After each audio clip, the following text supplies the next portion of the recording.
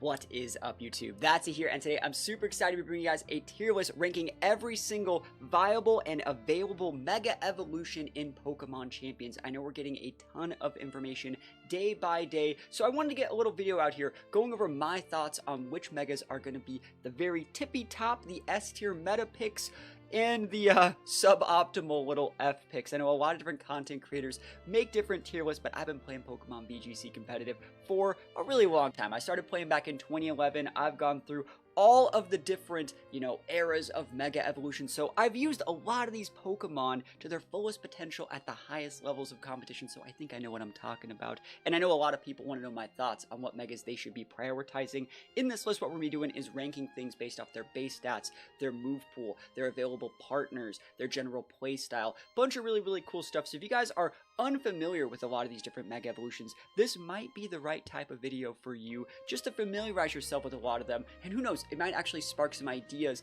to get you to, think outside the box and be a little bit more creative once we actually get champions on April 8th. Last thing I want to say before we actually get into this video is a lot of these Megas from Pokemon Legends ZA, we don't actually know their abilities yet, so I'm not going to be, assuming or speculating on that. I will be mostly ranking those based off of their base stats, which a lot of the Pokemons in Legends ZA, the Mega Evolutions, have, amazing base stats. I actually wouldn't be surprised if a lot of them probably don't even have, amazing abilities or keep the same abilities as their, regular forms, just because their base stats are so strong, especially some of these, Z Megas and stuff like that. So, let's just hop right into the video. Hopefully you guys like this sort of stuff. And you guys have any suggestions for videos that you might want to see me cover leading up to Pokemon Champions, other types of tier lists, any sort of other educational content, think about letting me know in the comments below. And yeah, let's start things off strong with Mega Venusaur. So I've taken Mega Venusaur to quite a few events over the years. It's one of the Megas that I generally feel like I like using. There's not really that many good Grass Mega Evolutions, and Grass is one of my favorite types. So Mega Venusaur is actually really cool.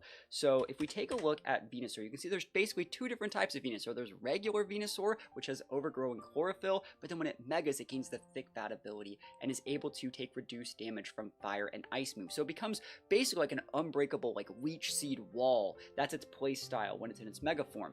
But what's really cool is you can put it on a sun team and have a fast chlorophyll option to go for sleep powders and stuff like that, and then mega evolve to kind of get yourself out of danger. Now look at these base stats here. It's going to keep the same base 80 speed, which is good. It's going to get a 20 boost to Spadef, a 40 boost to defense, and it gets a little bit of a boost to attack and special attack as well. This thing is technically a viable physical attacker, getting up to 100, which is the same as a Flygon.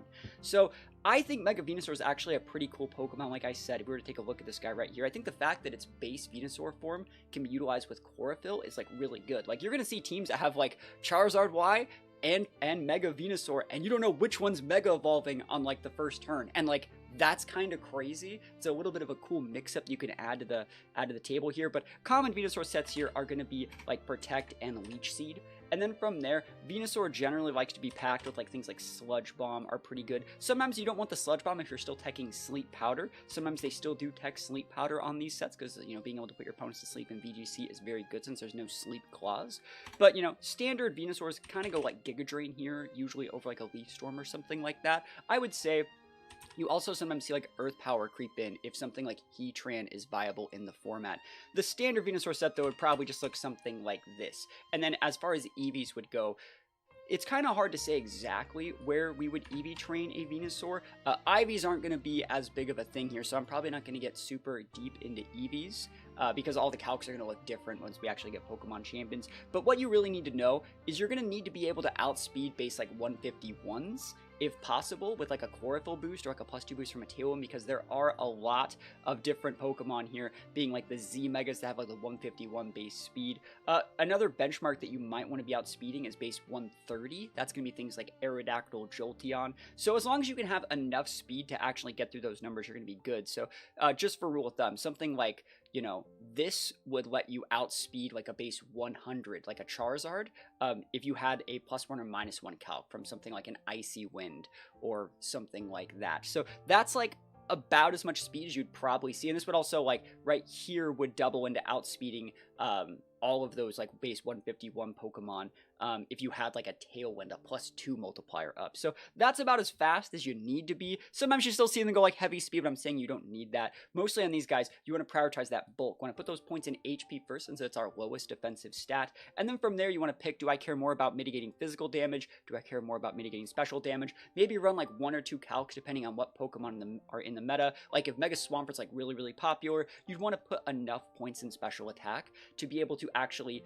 always get the OHKO with Giga Drain, even against like the bulkiest Mega Swampert sets. One really cool thing about Mega Evolution that I think a lot of people aren't going to be talking about is that Mega Evolution costs your item.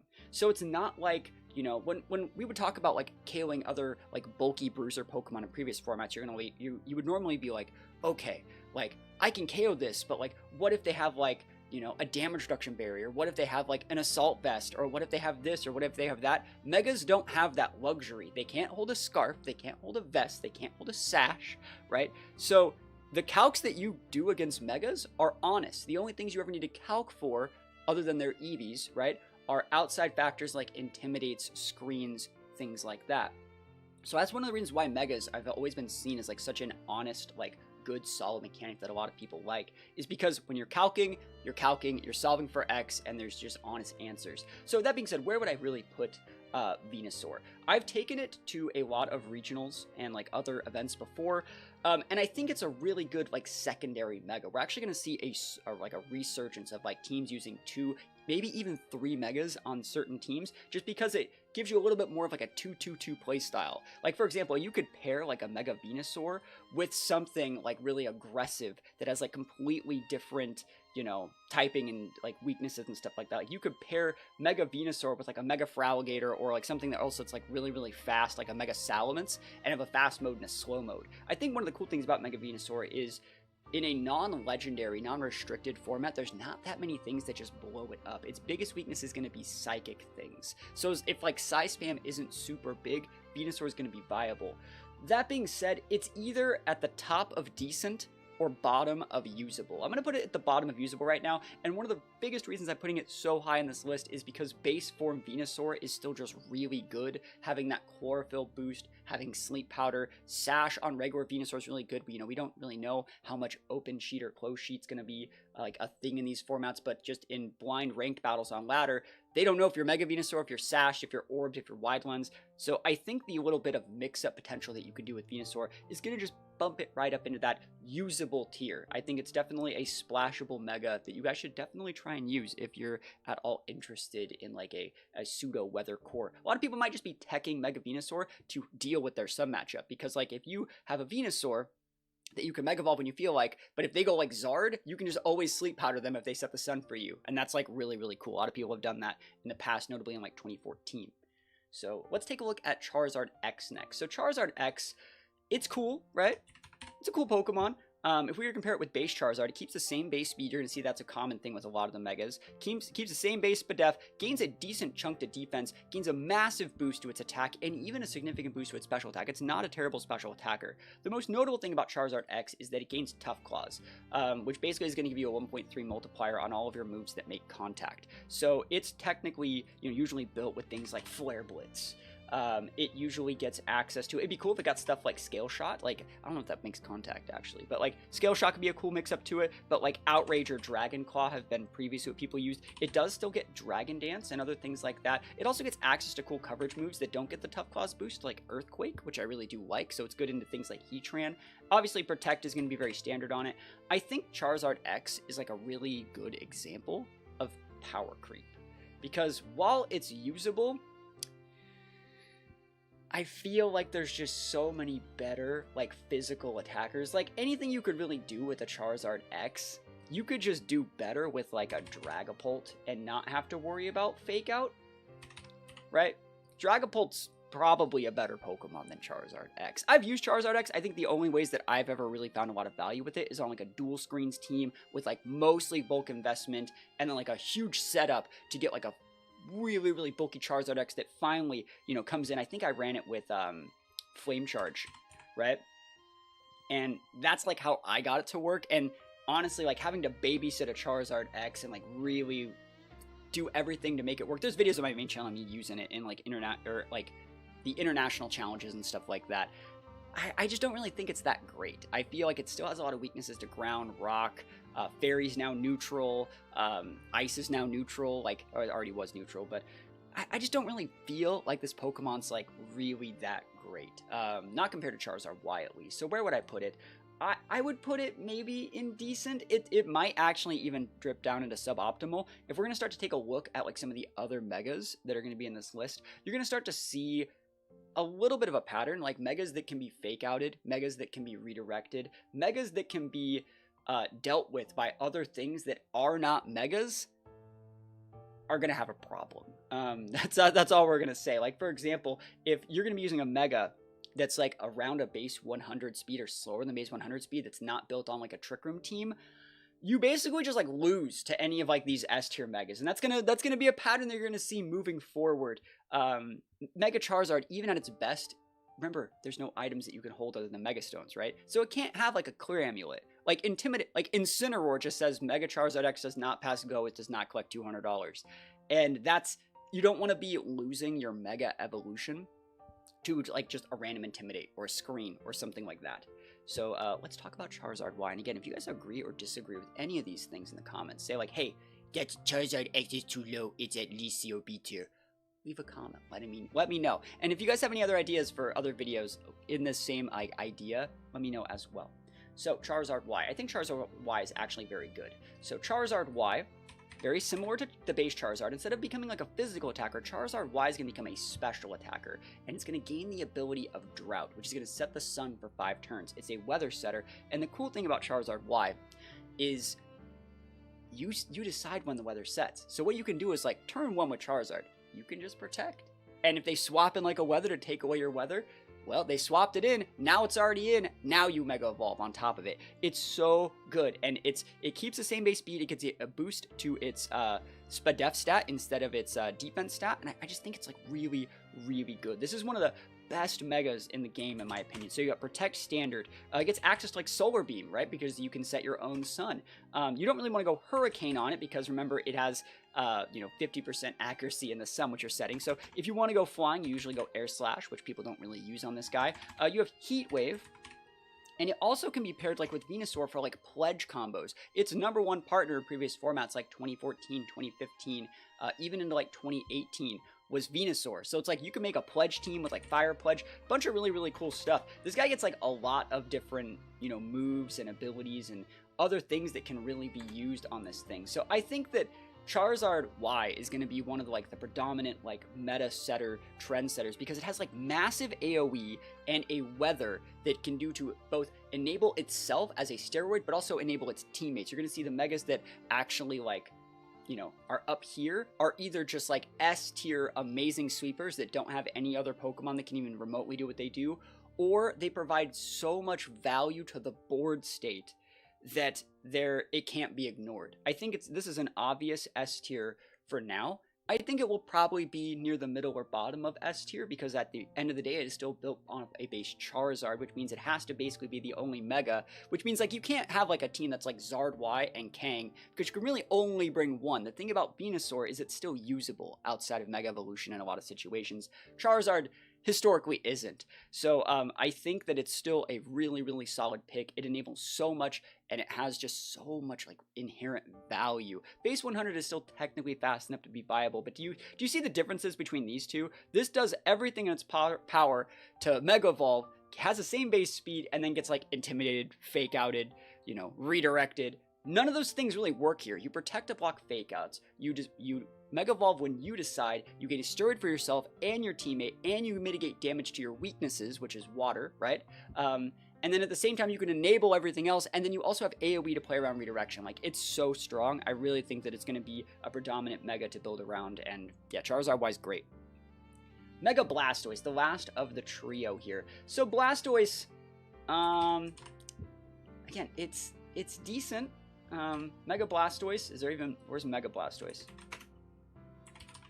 There it is. So Mega Blastoise, it's decent, right? It has a lot of inherent bulk, but I don't think it's a Pokemon that's really worth your Mega slot. You might see this Pokemon kind of you know, sneak in on like Trick Room teams and stuff like that every once in a while. So like you can pair Mega Blastoise with the Trick Room setter, and you can go like, you can go Fake Out with Blastoise, Trick Room with something else, and then you just click a massive like Water Spout. And if you're, so like for example, a team that used to be viable was Blastoise and Comfey, right?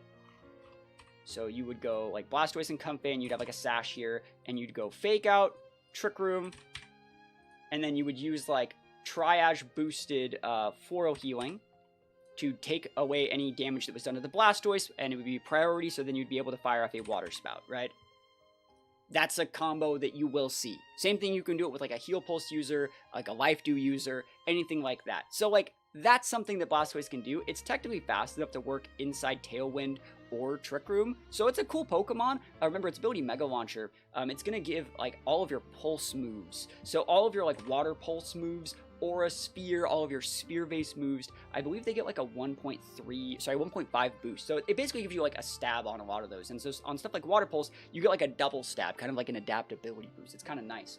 So it's usable, but it's one of those mons that like, it's not really worth the Mega slot. Like, a lot of what you're doing with this Mega Blastoise can just be done by like Life Orb regular Blastoise. I think that's going to be a pattern that you're going to see with a lot of these older Megas, is power creep has really taken a number to these guys. Because what you can do is, instead of running a Mega Blastoise that has like a 135 base special attack, you can just run a regular Blastoise, right? Which has a base 85 special attack, but you can like Life Orb it, right? And that's a Life Orb Blastoise is almost as strong as this. And then you can still have a Mega. So, you know, you can pair it next to like a Mega Kang, or like Mega Chimecho, or Mega literally anything else you want. You can basically have your cake and eat it too. I think Blastoise and Charizard are a good example of like kind of how power creep is caught up to these guys, and how they're probably are just better options. I would say it's definitely in the suboptimal category. You can use it. It technically would function decently, but if it's like your main Mega Evolution and you're putting a lot of cards in the basket of enabling a Mega Blastoise, you're better off just using regular Blastoise, which, by the way, is not a bad Pokemon. Blastoise gets Icy Wind, Fake Out, Yawn, so many cool things. It just doesn't need to be your Mega. You know, that's just kind of how that works. So Beedrill, I think Beedrill is a lot better in singles, honestly. And if you guys want to see this exact same team list or tier list for singles, like we have a complete singles channel. That's the TCG channel, Lamau. We have a singles channel. We're uploading a bunch of different stuff. We're getting ready for Pokemon Champions. Let me know if you want to see this same type of video made for singles as well. But Mega Beedrill, very, very cool Pokemon here. Let's take a look at Beedrill. Similar to Charizard, it's something that like needs to be the Mega. If you can't just bring like regular Beedrill to a match and think you can get some value. It's literally a glass cannon here. It almost doubles its speed stat. It gets a massive 60 base boost to its attack and the ability of adaptability, which is going to give you a double dip on your stabs. So like Beedrill, super, super fast. You can go Protect if you want, but people like to go with like U-turn, and you just U-turn cycle and just pop things. Poison Jab. It also gets access to things like Drill Run and stuff like that. Really, really cool coverage on this guy. I like Mega Beedrill. I think it's a cool mon. It's definitely viable, and it outspeeds a lot of like random Megas. So like, if we ever find ourselves in a situation where like certain psychic type Megas are like really good, like let's say Mega Meowster like pops off and becomes like meta, this thing's a good honest check to that. The problem with this guy is he's fake outable, he's redirectable, he's intimidatable. It's all similar things that like can really slow down. Like Incineroar, even though we have Drill Run, really gives this guy like a hard time, and you don't want your Mega to be checked by things that aren't Mega'd. So where would I really put it? It's decent, but there's major flaws. So that makes it suboptimal. It might be better than Zard, but I think that it is probably right here. I think that's probably right. There's a lot of flaws with this guy's kit. Similar as well, like you have weaknesses to Psychic as well. There will be a lot of Expanding Force users. So Expanding Force was a move that was not invented when a lot of these Mega Evolutions came out. So things like Gengar, things like, you know, Beedrill, Venusaur, they've never really had to like deal with that level of like oppression. So I think that, you know, it's going to be a rude awakening for a lot of these different Megas to deal with some of the newer moves and mechanics that have like come out over the years. That being said, Beedrill is still usable. It's splashable, but I think you'd be better off probably leaving it at home for this one. Mega Pidgeot is another example of Pokemon that are cool, but not really what we're looking for. So if we take a look at like Pidgeot here, And is it Pidgeot or Pidgeot? Let me know in the comments here. It gets a slight boost to its defense and SPDF, big boost to its special attack, and a little bit of a boost to its speed, going up to 121, which I would say puts it in the fast Mon category. Its ability that it gains is No Guard, which means all of its moves, like Hurricane and Heat Wave, all the amazing like special attacking moves that it has are auto hit, but that also means everything auto hits it as well. Honestly, the only thing that you ever see this Pokemon do is be on teams that are using like skill swap or role play to take this No Guard ability and put it on something else. So like what you might see is people that have like a Meowstic. This was a common team back in the day. You'd have Meowstic and you'd go for like a Prankster boosted skill swap. Well, doesn't really matter that stuff. You'd go skill swap here and you'd skill swap the Pidgeot, take the ability, Pidgeot dies, does whatever, U-turns, you know, literally does whatever it needs to do, into something that has like sheer cold. So you'd have like a Lapras or something like that that has sheer cold. That's kind of what people used to use back in the day. It was kind of big. It doesn't really matter what you go into, honestly. Go into this guy and you just pop like sheer cold, and next turn you're basically just skill swapping the No Guard onto this guy and going for the sheer cold. You could do it with Guillotine, Sheer Cold, Fisher, all those different things. That was a team back in the day. It's okay, but like that's all you really can do with Pidgeot. I don't really think it's like that great. The fact that like you might be able to like break the game. You never know. Like there's moves like Role Play that can also be used. That it's like certain number of these Pokemon have gotten Role Play in the past. Let's see if anything really comes up when I type in Role Play. There's a lot of Pokemon that like theoretically could be getting the move. Like Greninja is something I've used with Role Play in the past. It basically lets you copy something's ability. So like I don't think there's ever been anything with Role Play. The only Pokemon that ever used to have Role Play that got an Oko move was like I believe Alolan Ninetales. So like Alolan Ninetales could Role Play the Pidgeot, copy it, and then like you'd be able to go right away for the sheer cold. I think also Landorus used to get Role Play. I don't think it gets it anymore. Landorus gets access to Fisher. So like there's gimmicks in there, but I don't think it's very good. I don't think it's very good. It's the first F-tier Ripmon, I think. It's a fun Mon, but I don't think it really brings a lot to the table. Definitely not worth wasting your Mega slot on. Mega Alakazam. Mega Alakazam is a bit of a weird choice, right? It's kind of weird, where it's just, let's look at its stats. So one of the cool things about Alakazam is that its base stats on base Alakazam are just really good. Decent abilities, 135 base special attack, 120 speed. But when you Mega Evolve it, right, you get even more special attack and more speed, but very similar to Blastoise. The differences between these two Pokemon could just be done by running like, Magic Guard to take no direct damage. You only take damage from it attacks. Just put like a Life Orb on your regular Alakazam. Like, look at the differences here. 135 to 175. That's 40, but that's like Life Orb range. And yeah, you get like 30 boost to your speed, but it costs you your Mega. And you don't know, and it costs you your item. One of the values of like Magic Guard Life Orb Alakazam, or just like Sash Alakazam, is that like they don't know your item and you're not showing it because Magic Guard makes so you don't take damage from the Life Orb. So like I think like regular Alakazam is good. It gets a lot of really cool tools, lot of good coverage options. But I don't think that Mega Alakazam is good, like, at all. It's literally like a big glass cannon. If you're going to compare it to any other Pokemon on this list, it's very similar to Beedrill, right? It does a lot of the same things Beedrill does. But at the same time, like, at least Beedrill, like, gets itself out of range. Beedrill comes in and U-turns, gets things out, and then comes back in and repins. Alakazam has to Oko the thing, otherwise it loses. It can't hold that Sash. It is so dependent on its teammates. And I think that with the way the game has come out, remember this Mega Alakazam came out in X and Y, it's 2014. It's a few years before things like Incineroar. Incineroar just says Alakazam does not get anything. There's no Terrastalize away to resist, a Dark Attack. There's no thing that you have to stop, like, Fake Out. It gets Trace as its ability, which I also would say is, like, low-key a bad ability. Because, like, whatever you're playing against, yeah, it's cool to Trace and Intimidate, but, like, let's say you're tracing, like, Let's say you have like Alakazam and like your own weather, or Alakazam and something else. Tracing the wrong ability at the wrong time is like really, really bad. Like if you trace a weather and like reactivate a rain that had already expired, that's just giving your opponent like a steroid. I don't like Alakazam. I've used it in a lot of videos over the years. I just think regular Alakazam is better. The fact that regular Alakazam is still just a very good Pokemon that you can just slap Megastone on if you need a little bit more damage, that's probably going to be its best playstyle, and that's what keeps knocks it out of the F category. The fact that regular Alakazam, just leave it alone, just have it, is good. It's a usable Pokemon. But, like, the Mega is probably not worth the investment. Now, Mega Slowbro, it's a Pokemon that I think a lot of people really sleep on. It's not bad at all. If we take a look at Slowbro, let's see, Slowbro here. So Slowbro, it has like, 110 defense, 100 special attack, 80-30. The Mega Slowbro gains 70 base defense, 30 special attack, making it very respectable, and then keeps the same Spadef, but it gains shell armor. So against things like Urshifu that have come out in more recent years, that's really good. They can't crit you.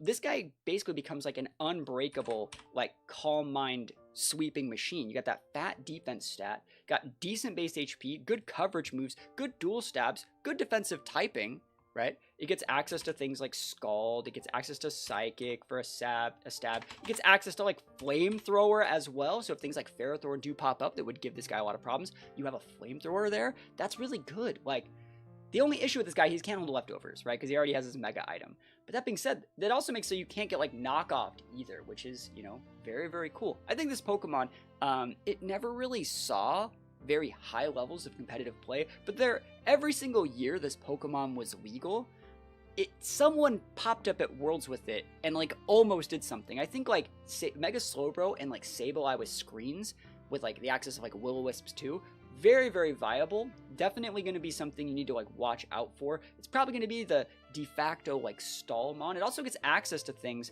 like Slack Off. This is a recovery move. This is a thing that, like, most walls don't get, is that good 50% recovery move. So I actually think it's very viable. And one of the reasons why, like, I'm putting things like, I'm rating things like Mega Venusaur and Slowbro a little bit higher than some of these hyper-aggressive mons, is I do think Mega Evolution formats, they start off a little bit aggressive. People are going to find the right Scarf users, they're going to find all the fast things, they're going to try and win as soon as possible. But what's going to happen is the meta will slow down a little bit, Trick Room will start to creep back in. Slowbro also a great Trick Room setter and user enabler in its own right, having 30 base speed. And basically, people will find ways to slow the formats down. And when you actually slow down Mega formats a little bit and make it a little bit more balanced, they're really fun. They're really, really fun. And that's the way I think Mega format should go down. So I would put Slowbro at the bottom of B tier. It's definitely usable. It has all of the tech options, good defensive typing. Regular Slowbro is a beast. It has access to things like Expanding Force 2 if you want to play on a little bit of Psy Spam. This thing might be one of the de facto, like, best Trick Room mons in the format. Very, very usable. Don't sleep on Mega Slowbro. It's going to be great. So let's talk about Mega Gengar. I'm going to take a sip of my coffee here, and then we're going to talk about Gengar. And let me know, do you guys like seeing these videos more just as, me recording them, in a one-on-one talk with you guys, or on stream? I feel like when I do them on stream, people tend to, like, interrupt and come in at any time and say, like, can you review what you said about XYZ Pokemon? And I feel like it just really bloats the video, versus this one, we're going right into everything, easy peasy lemon squeezy. Alright, I got my coffee sip and we're back. Mega Gengar here. So Mega Gengar. So let's take a look at Gengar here. Regular Gengar looks like this. A great Pokemon. Very similar to Alakazam. Base 110 speed, 130 special attack. That's good. You don't need any sort of, like, additional boost on this thing. But if you compare it to Mega Gengar, right here, it gains 20 base speed, and it gains like 40 base special attack, and it gains like one of the best abilities in the game called Shadow Tag. Now, Shadow Tag says, unless your opponent is a ghost type, they can't swap.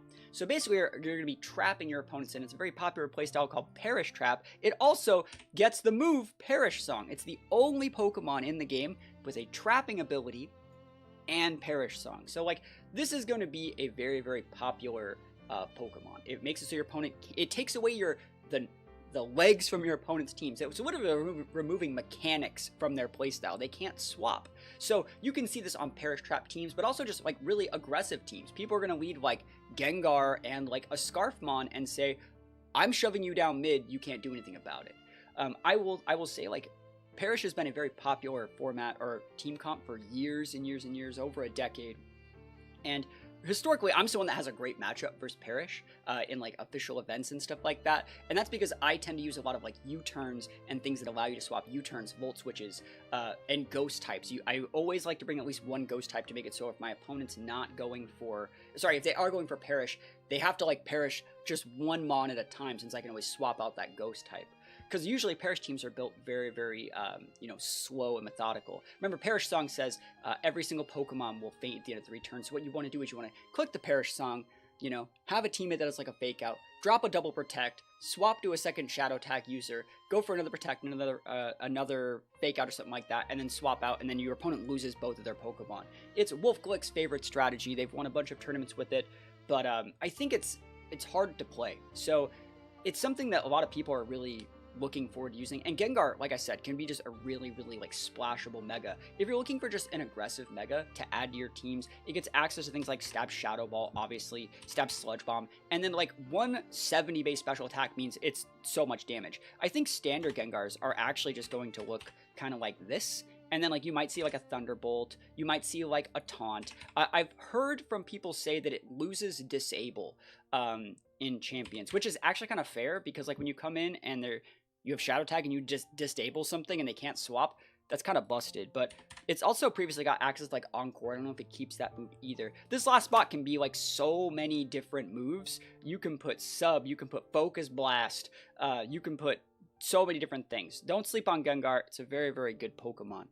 That being said, where would I put it? It's an S tier. And I'm going to put it above Zard Y for now, because I think that someone's going to find the right way to break it. What you're also going to realize as we add more and more Pokemon to this list, that a lot of these other Pokemon, like for example, Gengar checks Charizard, 100%. You have Thunderbolt, Charizard, there's no Terastallization. Like, I will just one-shot your Charizard. Mega Gengar is that good, right? So Gengar has a good matchup against a lot of the Pokemon that are going to be up here. And that being said, it's still very one-dimensional. It's still, just like Beedrill and Alakazam, very, very one-dimensional, but the board presence of the Shadow Tag basically allows its teammates to take out all the other things that would check it. So for example, if someone had like a ground type, right, and I lead Gengar, and I'm able to Mega Evolve and we're trapping, I can just protect with my Gengar, pivot in the thing that checks the Gengar, and then check the thing, and they can't do anything about it. Right? They can't do anything about it, right? It basically removes your opponent's ability to like actually outplay you from the game. That's why, good experienced players like Wolf Glick like this Pokemon so much, because it lets them leverage their knowledge of the game to like an over 9,000 level, which is a very, very high level Pokemon, very good. We're continuing to talk about very good Pokemon. Kangaskhan here. Mega Kangaskhan has been nerfed over the years, but it's very, very good. So Mega Kangaskhan, this is its base form, and it comes built with Inner Focus or Scrappy off its base form. And Scrappy's really good because it makes it so you can actually fake out ghost types, and you're immune to Intimidate. So like when you're just in your base Kangaskhan form, you can just go for like a big fake out into like something, if they want to have like a ghost type TR setter, like a Dust Snore or something like that, which is very common in these formats. You can just fake out it and say like, hey, that's not happening this turn. So it's actually really, really good. Other than that, after it Mega Evolves, it gains a slight boost to most of its stats, goes up to 125 attack, gets a little bit more bulk, and goes up to a base 100 speed, which is technically passable in Mega formats. And then it gains the Parental Bond ability, which basically turns it into like a little Urshifu Rapid Strike. It's going to be able to hit the big hit off the big Kang, and then the little baby Kang comes in for the little kidney shot, right? So it's not doing like that much. Previously in other formats, it used to get Power Up Punch, which was really, really broken. So you'd get like a +2 boost, basically a Swords Dance boost, and you do like 60% damage to something. Because also the secondary hit happens after you got the +1 from the first hit. It's been nerfed, the secondary hit % damage that it does. It's not like 2 hits off base 125. It's a much lower amount. But this is still a very, very good Pokemon. A lot of people like to build it like Fake Out. They build it like a Bilky Bruiser with like Fake Out. People like to go Low Kick in a lot of situations. It gets access to Sucker Punch. This can be an honest check to Gengar and Mega Gengar. And then it forces a lot of Gengars just to go for that last spot. You remember that one that was open? They just put Wisp there, and they just Wisp the Kang to avoid Sucker Punch. And in the last spot, you can go, previously people used to use Return, but like Double Edge is also very good. It's just a delete button. Very, very good. Let you play around sashes. I actually still think that Mega Kangaskhan is going to be S tier, like perfect. And people that don't think that Kangaskhan is going to be S tier perfect have not played enough games with Mega Kangaskhan. Because what you're going to realize is Kangaskhan's right here. See all these other Pokemon? Kangaskhan just one-shots them. Maybe not this one. maybe not this one, but I've definitely done it before. Stab, double edge, 2 hits, helping hand, like they're gone. They're just gone, right? And you have access to fake out. You're immune to that intimidate off your scrappy. You can hit ghost types if you need to. That's it. They're gone, right? So like Kangaskhan's like the closest thing that we used to have to like Urshifu. You guys know how oppressive Urshifu is. You just come in and they're gone, right? Yes, they can still protect against Kang, but the fact that it gets that double hit and it's so much damage, like it really is. You're going to be amazed if you've never really played with this thing. I think it's still going to be worth respecting because like it just invalidates at least 80% of these things. It outspeeds all of them, has OHKO potential on almost all of them, and just is really, really bulky, which means it sits on the board for like 2 or 3 turns and just says, delete, delete, delete. And so if I've beaten like 2 or 3 of your mons with one of my mons, that's just game, right? It's just game. Like Kangaskhan's like just kind of broken. It might end up being like maybe like here or here. I don't see a world where it goes down to like A at all. I think it's definitely so far in the list the best thing. And the reason why it's higher than Gengar, right, is because Kangaskhan doesn't have the same skill ceiling as Gengar. Gengar's a lot harder to play. Gengar is a little bit more susceptible because it's so much more frail. Kangaskhan, you can have a sloppy first turn, and you can have a sloppy second turn, and then you just one-shot the right thing. Because remember, both those moves that you hit, both have chances to like crit and stuff like that too. It's ridiculous, right? It's such a glue eater Pokemon that like anyone can use it and get results. I think it's very, very cool. And the fact that it's a normal type means all you have to do when playing it is just watch out for fighting moves, which means, you know, most fighting moves are single target. There's no like AoE big fighting moves. So just pair it with like an Amoonguss and be like, Amoonguss Kang, GG, shake my hand, fake out Spore, Rage Powder, delete, delete, delete, delete, delete. Very easy. Very, very solid. I feel bad for everyone that like thinks they can use things like, I don't know, Mega Pyroar, right? Kangaskhan about to clap those cheeks, man. It's going to be rough for you guys, but you know, hopefully you just tech stuff to beat Kang. Ghost types are pretty good. Aegislash is pretty good into Kang. Mega Pinsir, right? Mega Pinsir exists, but like Mega Kangaskhan says, do not pass go, do not collect $200. That being said, we're still going to talk about Mega Pinsir. So Pinsir, let's just plug in Pinsir right here.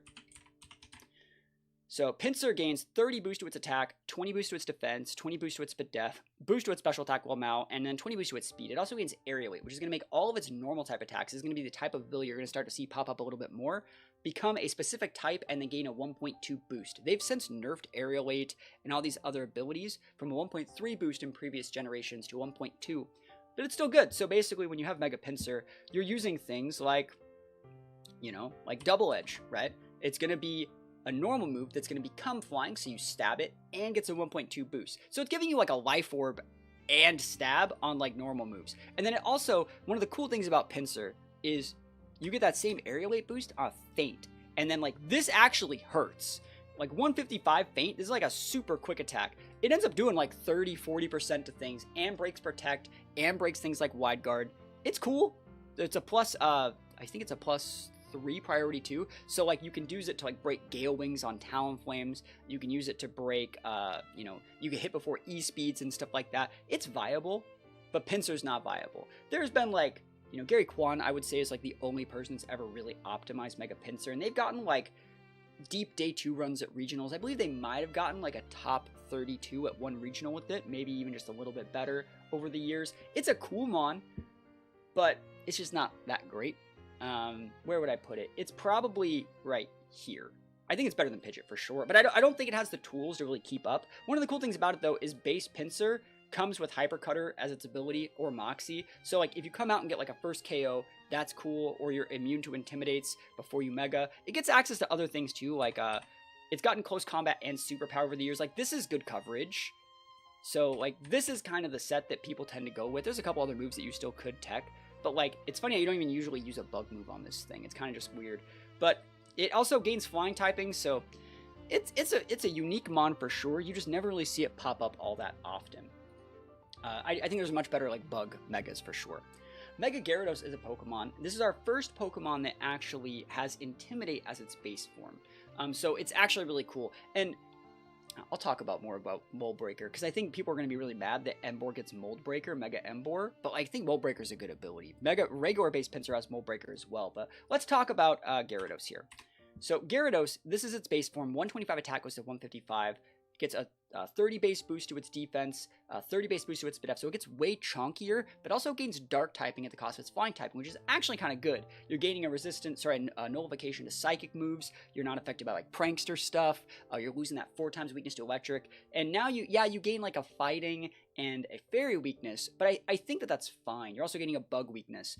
But I think that that's still fine. It's one of those mons, similar to Venusaur, where like its base form is so good because it comes pre-built with Intimidate or Moxie, which means you can lead with this guy, Intimidate, and then decide, oh man, they're going to Thunderbolt me, I'm pinned, I can Mega to get out of that. You basically can use its Mega Evolution as a get out of jail free card on a regular Gyarados set because it keeps the same speed tier, it just gets stronger and better. So it's kind of like a toggleable, like Assault Vest and Life Orb at the same time. So it's one of those mons like, you might as well, if you're using a Gyarados, just throw the Mega Stone on it. In like a game 2 or game 3 of a set, you might Mega Evolve it in some situations. And then Mold Breaker is a cool ability. It lets you hit things like, it lets you basically hit for true damage. Abilities can't stop what you're doing. So if they have Sturdy on like a rock type, you can just Waterfall, get the big one-shot, right? If they have a Shedinja who has Wonder Guard, which means it can only take damage from super effective attacks, you can still just hit that with Waterfall. If they have something like a Rotom, which is something that historically I've always given Gyarados problems, you can just Earthquake it because you ignore the Levitate. So this is one of the few Pokemon that can really, really make Mold Breaker work. I think it's definitely usable. You're going to see this pop up a lot, and I just want to say, regular Gyarados is kind of usable into these guys. If you can Intimidate the King after it's already Mega'd, you can check it. Gengar, if you Mega Evolve, you block a lot of the Ghost scenarios and situations. Against Charizard, you know, you're Water type, he's a Fire type. You know, if you don't Mega Evolve and gain that weakness to Solar Beam from the Drought boost, you can just Waterfall it or Stone Edge it or do whatever. So I would put Gyarados probably in the very bottom of the solid tier. I think it's a good mon. Intimidate's great. It has great base stats. It can set up with Dragon Dance. Gyarados just historically has been a really, really good Pokemon, and it's one of the few Pokemon that utilizes its Mega like I was talking about in that sort of get out of jail free card scenario. So hopefully you guys like Mega Gyarados. Let's talk about Mega Aerodactyl. I really like Mega Aerodactyl, but if we were to compare it to one Pokemon, it'd be Mega Alakazam. So Aerodactyl, look at its stats here. It gains a 20 boost to its speed, gains a 30 boost to its attack, slight boost to its defense and Spadef as well, and it gains Tough Claw, similar to Charizard X. Problem is, none of these guys' moves make contact. Stone Edge, Rock Slide, they're all not target, they're not contact moves, so it's not really getting a good ability, right? So this is one of those situations where you'd be much better off in almost every single situation just using a Sash Aerodactyl. Yes, you gain like an attack boost, a little bit of bulk, a little bit of speed. The speed's probably the most valuable thing you actually are gaining here to be able to outspeed certain things. That being said, you'd be better off with a Sash Aerodactyl. The fact that you're built onto base Aerodactyl is what makes this Pokemon not absolute garbage, because Mega Aerodactyl and Aerodactyl in general get access to really cool moves like Wide Guard. They get access to things like Tailwind, and having a fast Tailwind can be very viable in these formats. It does have moves that make contact. You know, you can go for things like Crunch, Aerial Ace, gets like a dual Wing Beat. Like, there are moves that do make contact that this guy gets, but it's just not, like, why would you use one of these when you could just use like one of these? And while Mega Aerodactyl can super check a Zard, you know, Zard has the Chlorophyll booster mons next to it, so they just sleep powder you, right? It's one of those things where, on paper, Mega Aerodactyl should be way better than it is, but in reality, it's trying to put a bunch of, like, tech onto, like, a support mon, while also still trying to be a sweeper, and it's just doing a little bit too much. I think it's in the suboptimal category. I would probably put it right here above Alakazam, because I think they are exactly the same role. Base 150, like sort of glass cannon-y mons that have like a lot of tech options that you kind of just can't hang with like the top tiers with. That's just my opinion. I love Aerodactyl. It's one of my favorites. You guys have seen me play Let's Go. You guys have seen me play a ton of stuff with Aerodactyl over the years. I'm still going to use a heck of it, a lot of it. It's just it's not great. Regular Aerodactyl, awesome though. Sash Aerodactyl, use Sash Aerodactyl. Like, it's the only thing keeping it out of this tier is the fact that, like, regular Aerodactyl, base 130 speed, decent bulk, good offense is solid. Taking another sip of my coffee here because I've already been talking for 40 minutes and we still got a lot to go. Okay. Alright, next Pokemon, Mega Dragonite. Now, we do have the confirmation of this thing's ability. So, Mega Dragonite, let's plug in regular Dragonite here. So, Dragonite and Mega Dragonite, you can see base stats are pretty similar. Right? Mega Dragonite only really gains like 10 boost sorry, it loses attack. I'm so sorry. And it gains a big boost to its special attack. It's a special attacker as opposed to a physical attacker. Gains decent boost to its both defenses as well. And then a 20 boost to speed, giving it that base 100. You're going to start to see a pattern, especially with these, X and Y megas, where if you can get to base 100 speed, you're technically what we would call fast. A lot of them have it, like Charizard. Like, let's go back to this list for a sec. Charizard's base 100 speed, Kang's base 100 speed, like Houndoom-esque things are base 100 speed. A lot of these guys, base 100 is like the, benchmark for being kind of speedy. Similar to like what 111 would be in like a Scarlet and Violet format, or 110. So that being said, it's cool. Dragonite's cool. We know its ability is not Sheer Force, it's actually multi-scale. And I actually think that's really cool. So what you can actually do is start with base form Dragonite, have Inner Focus to make your opponent not be able to go for fake outs into you. And then they won't be clicking fake out because you just don't have to, do anything, right? They're just not going to fake out you. And then if you do Mega Evolve and you get the multi-scale, it basically protects your multi-scale for that first turn. It gives you the best of both worlds because, like, you can have your cake and eat it too. I think this thing's going to be cool. It's a good special attacker, right? I think more on rain teams, like this thing paired with Pelipper, you get access to like Thunder in the rain. You get access to Hurricane in the rain. I'm definitely going to use this thing. It's basically, we're talking about how Gyarados has like that get out of jail free card with its Mega Evolution. So does this guy. You could have like Inner Focus. You can even still like put E-Speed on it. Like base 124 attack is not terrible at all. A lot of cool tech on this guy. It gets access to like Tailwind. It's just like, doesn't this set kind of look like it could check a lot of stuff? There's also so many other moves. It gets Encore. It gets access to like Roost and stuff like that. This set will just live like forever. That's a solid set. You have a secondary speed control, 30% chance para, speed control, like damage, like healing, and a lot of cool stuff. A very, very viable Pokemon. I wish that like it didn't have as high of a base attack and had maybe a little bit more defense or something like that. But like beggars can't be choosers. It's a viable Pokemon. Is it very solid? I don't think so. I don't think it's very solid. I think it's going to be right here. I think one of the problems this guy has is like Kang does double tap it in a lot of situations. Ice Punch says you're done. There's no Terastallization. I think a lot of people that might disagree with my list, I think like they're probably really Terra-pilled. And there's no Terra in the first format of Champions, which has already been confirmed. It's going to be in there eventually, I'm sure. But like, the only reason why like some of these Pokemon aren't like way higher is because like they have to have their weaknesses. It's honest. Like if you have a 4 times weakness, even things like Charizard that can heavily mitigate that, it's hard to play with like obvious, honest weaknesses. So like all someone has to do is just tech an Ice Beam into it. Easy peasy. Like Ice Punch Kang, you're done.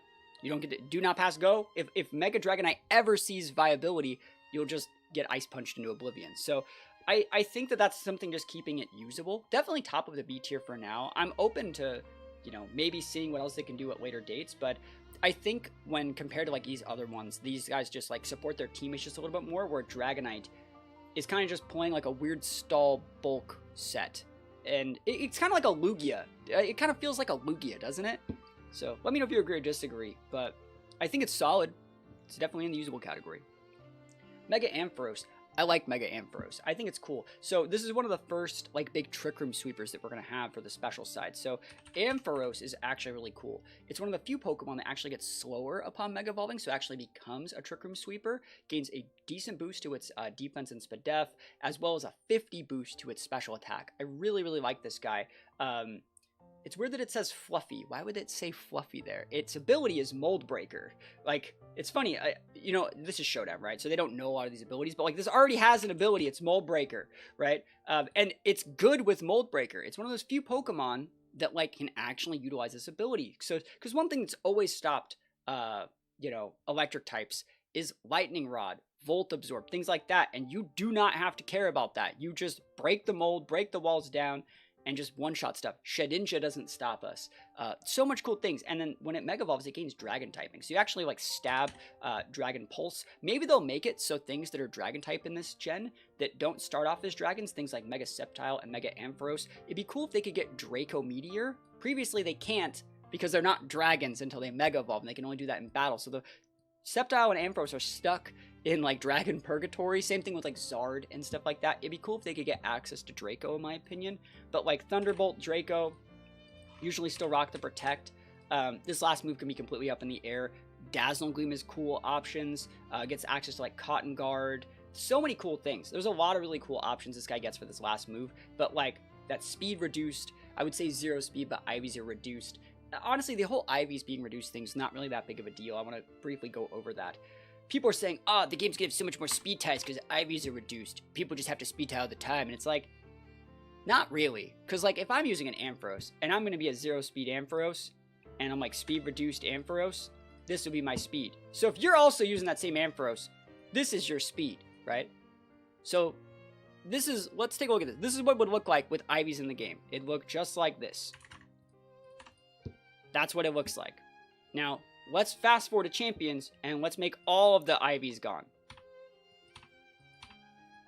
Do you see how that's still the same number? This is still a speed tie. It doesn't create more speed ties. Things that would speed tie, that would be optimized for 0 speed reduced, are 0 speed reduced.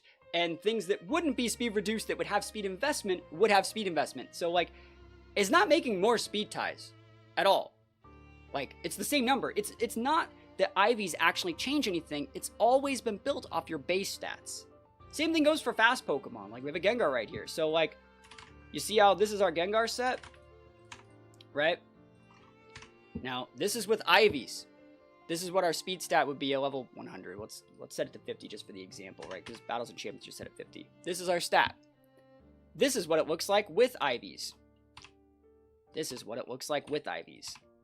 You see how they, like, they're still full, right? You're either none or full. And so, like, the IV thing just makes it easier for people that don't understand them to work. It does cut out a few weird situations, which, like, maybe in some situations you would like to have used a Ampharos with, like, just enough speed to, like, underspeed something to, like, wear up your attacks in Trick Room. That's a slight little min-max situation that, yes, it's unfortunate that's gone, but this makes it so much more palatable for new players, but it doesn't ever create more speed ties. The only situation in which it would create more speed ties is if, like, you were fighting against other people that couldn't get their hands on a 0 speed Ampharos. And, like, anyone can. It's like a field A group mon. You just breed it. It's super easy to breed stuff in other games. And, like, maybe they aren't good enough to have a 0 speed mon. I don't see how people think that, like, that's gonna be good. Like, you should never want to beat people and have the reason you won be the fact that they couldn't get a 0 speed mon. That's actually, like, not even, like, a real victory. Because anyone can get any mon, and you should just assume that your opponent has access to any sort of, you know, ability to get mons, just as you would, right? So that's just my thoughts on it. Let me know if you agree or disagree. But Ampharos is going to be a viable Pokemon as far as Trick Room goes. I'm trying to think of where I would put it. I think that I would put it here. It's probably the first mon that's decent for now. It's definitely not in, like, the suboptimal category, but it definitely needs a lot of babysitting. It needs a Trick Room team. It needs the right defensive teammates. It needs a little bit of redirection. I think that, like, what I would pair this with is, like, a good solid Trick Room setter, this guy, and a Mungus. That's a solid core. So I think that's going to be very, very good. Definitely a usable mon. I like splashing this guy. I actually think that Mold Breaker is, like, better than people give it credit for on a lot of mons. And more people should try it. It's just really, really cool. All right, let's get back into this. We have Mega Steelix. Now, I like Mega Steelix, and if you guys actually want to see a really, really cool Mega Steelix team, there's a team that Wolf Glick made a while ago. This might have been like 2015, 2018, that used Mega Steelix and Mega Gyarados, like two, like, Mega Snake Pokemon. You should go check that out. I've recorded videos with it. It's one of my favorite teams featuring, like, dual Megas. I really like it. It gains Sand Force, which honestly is not going to be that viable, even if you want to tech this thing with a T-Tar. You still have, like, a ton of fighting weakness, so I don't think Sand Force is ever going to be viable, but you gain 40 boost to your attack, 30 boost to your already massive defense, which is honestly just going into diminishing return categories, and then, like, a decent boost to your Spadef. I think it's a cool Pokemon. It looks great. It gains, you know, it has, like, the ground typing and stuff like that. I don't think it gains, it already has it, right? But you have, like, big Earthquakes, you have big Gyro Balls, which is something that does actually get affected by the IVs being removed, so you're not as strong of Gyro Balls as before, but it shouldn't really be that, it shouldn't be that important because you already are so slow here. Just the speed reduced nature is probably enough. And then, like, last couple things, like, Body Press is still really good on this thing. Body Press is like a buff, Body Press is a buff that this guy didn't have before, being able to hit things using your defensive stat. This is cool. I think Steelix is going to be something that's, like, almost usable. It also gets access to, like, really cool tech moves like Wide Guard if you want to use it. So Steelix is something that, like, I think a lot of people kind of, like, sleep on. Actually, I want to see something about Steelix real quick. Did it already have ground? Yeah, it did already have ground. Onyx is the rock one. Steelix is the ground one. Sorry, you just don't see Steelix all that often. You really don't. That being said, where would I really put it on the list? It's probably in the suboptimal category. Honestly, it might even be down here. Just because this guy... I'm going to put it down here.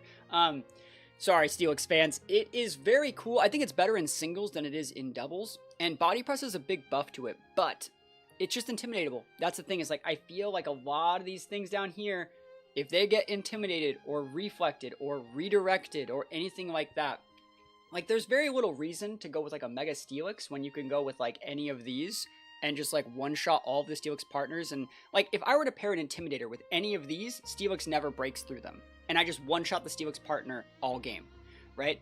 And that's, Steelix doesn't provide any speed control. It doesn't provide any board presence. It's very, let's think of the right word. It's very selfish with the amount of like board state that it actually takes up the real estate on the board without providing enough like value to its teammates, in my opinion. So that's where I would put Steelix. I apologize. It looks sick. I love it, but it's probably not that great. Mega Scizor. Mega Scizor is unique, right? It's going to keep Technician, but like let's compare it to regular Scizor. It gets a little bit faster. Honestly, not that important. A little bit bulkier on the SpDef side. 40 on defense is nice. And then only 20 boost to its attack stat. This is one of the situations where, similar to like a couple other Pokemon, your like base Scizor is kind of all you need. It's kind of like Mega Gyarados, right? Where you get like a pseudo boost to your bulk, slight boost to your attacks. So you have like a little bit like get out of jail free card with this guy, but it costs you your Mega. And so I like Mega Scizor. I've taken Mega Scizor to 2 regionals. And honestly, in both of those situations, I was just using a Scizor. I think I was using Kang and Manectric as my like other Megas in those events. And I was like, in some situations, like they have me pinned here. I'm going to Mega Evolve to get out of this pin. Or like, I need a little bit more attack to make sure this Bullet Punch OHKOs. I'm going to Mega Evolve. And so it's one of those situations where it's honestly just... It's basically the exact same as Scizor. Scizor does 90% of the heavy lifting, and you Mega Evolve this guy if you want a little boost. So Protect is sometimes good on this guy because you remember you can't get rid of that 4x fire weakness. Swords Dance is still probably pretty solid on this thing in a lot of situations. In some formats, it's even gotten access to Roost, which makes it really, really busted in things like singles. But like usually Bullet Punch is the thing this guy uses as like 90% of its sweeping potential. It has the Technician boost. It loses Flying, gains Steel, so you stab it as well. Very solid. And then some people like to go, if you're not using Swords Dance, they go U-turn. If you are using Swords Dance, they use like Bug Bite and stuff like that to be able to take away berries and get that Technician stab boost. Also does get access to things like Close Combat and stuff like that. It's a solid mon. Even in VGC, it gets access to things like Tailwind and things like that. So I actually really, really like this thing. I don't think it's amazing, like, up here, but it's definitely in, like, the usable category. It's not as usable as things like Gyarados, but I'd probably put it right here. You'd be surprised at how, like, often, you know, mistakes are made against, like, Scizor. People definitely disrespect Mega Scizor, and then not only do they, like, not KO it, but they, like, lose them on, and then they're in, like, a 4v3 without the ability to, like, really stop the Scizor where it goes for, like, a fadeaway Bullet Punch, and the value's already been done. The damage has been done. The Scizor's, you know, had the value in the game, and it ends up being, like, a pretty usable mon in a lot of situations. So let me know if you agree or disagree with that Scizor placement. But I think it's definitely a cool mon, because, like, Bullet Punch does a lot to these guys. These, like, really frail things, these glass cannons. You come in hot, like Helping Hand, Bullet Punch. All right, moving on to Mega Heracross next. It's another Pokemon that actually gets a little bit slower upon Mega Evolving, and I like Mega Heracross. Regular Heracross is one of my absolute favorites, so let's take a look at this guy and see what he brings to the table here. So Heracross, you can see the differences in their stats is it gets a little bit slower, right? It gets a little bit bulkier on the defense and SpDef side, and gains a significant boost to its attack, 60, but then it also gains the ability Skill Link. So instead of regular Heracross, which is usually built like Sash or Scarfed to take advantage of like Swarm or Moxie, sometimes they're even still like Flame Orb with Guts. Those are very standard base Heracross sets. This one is built more like a Cloyster. Uses Skill Link to make it so all of your moves that have multi-hits, things like, you know, Bullet Seed, things like Arm Thrust, things like, what's the other ones? Like, there's so many different just like random moves. It doesn't get like Icicle Spear, that'd be kind of nuts, right? But it gets like Rock Blast and stuff like that.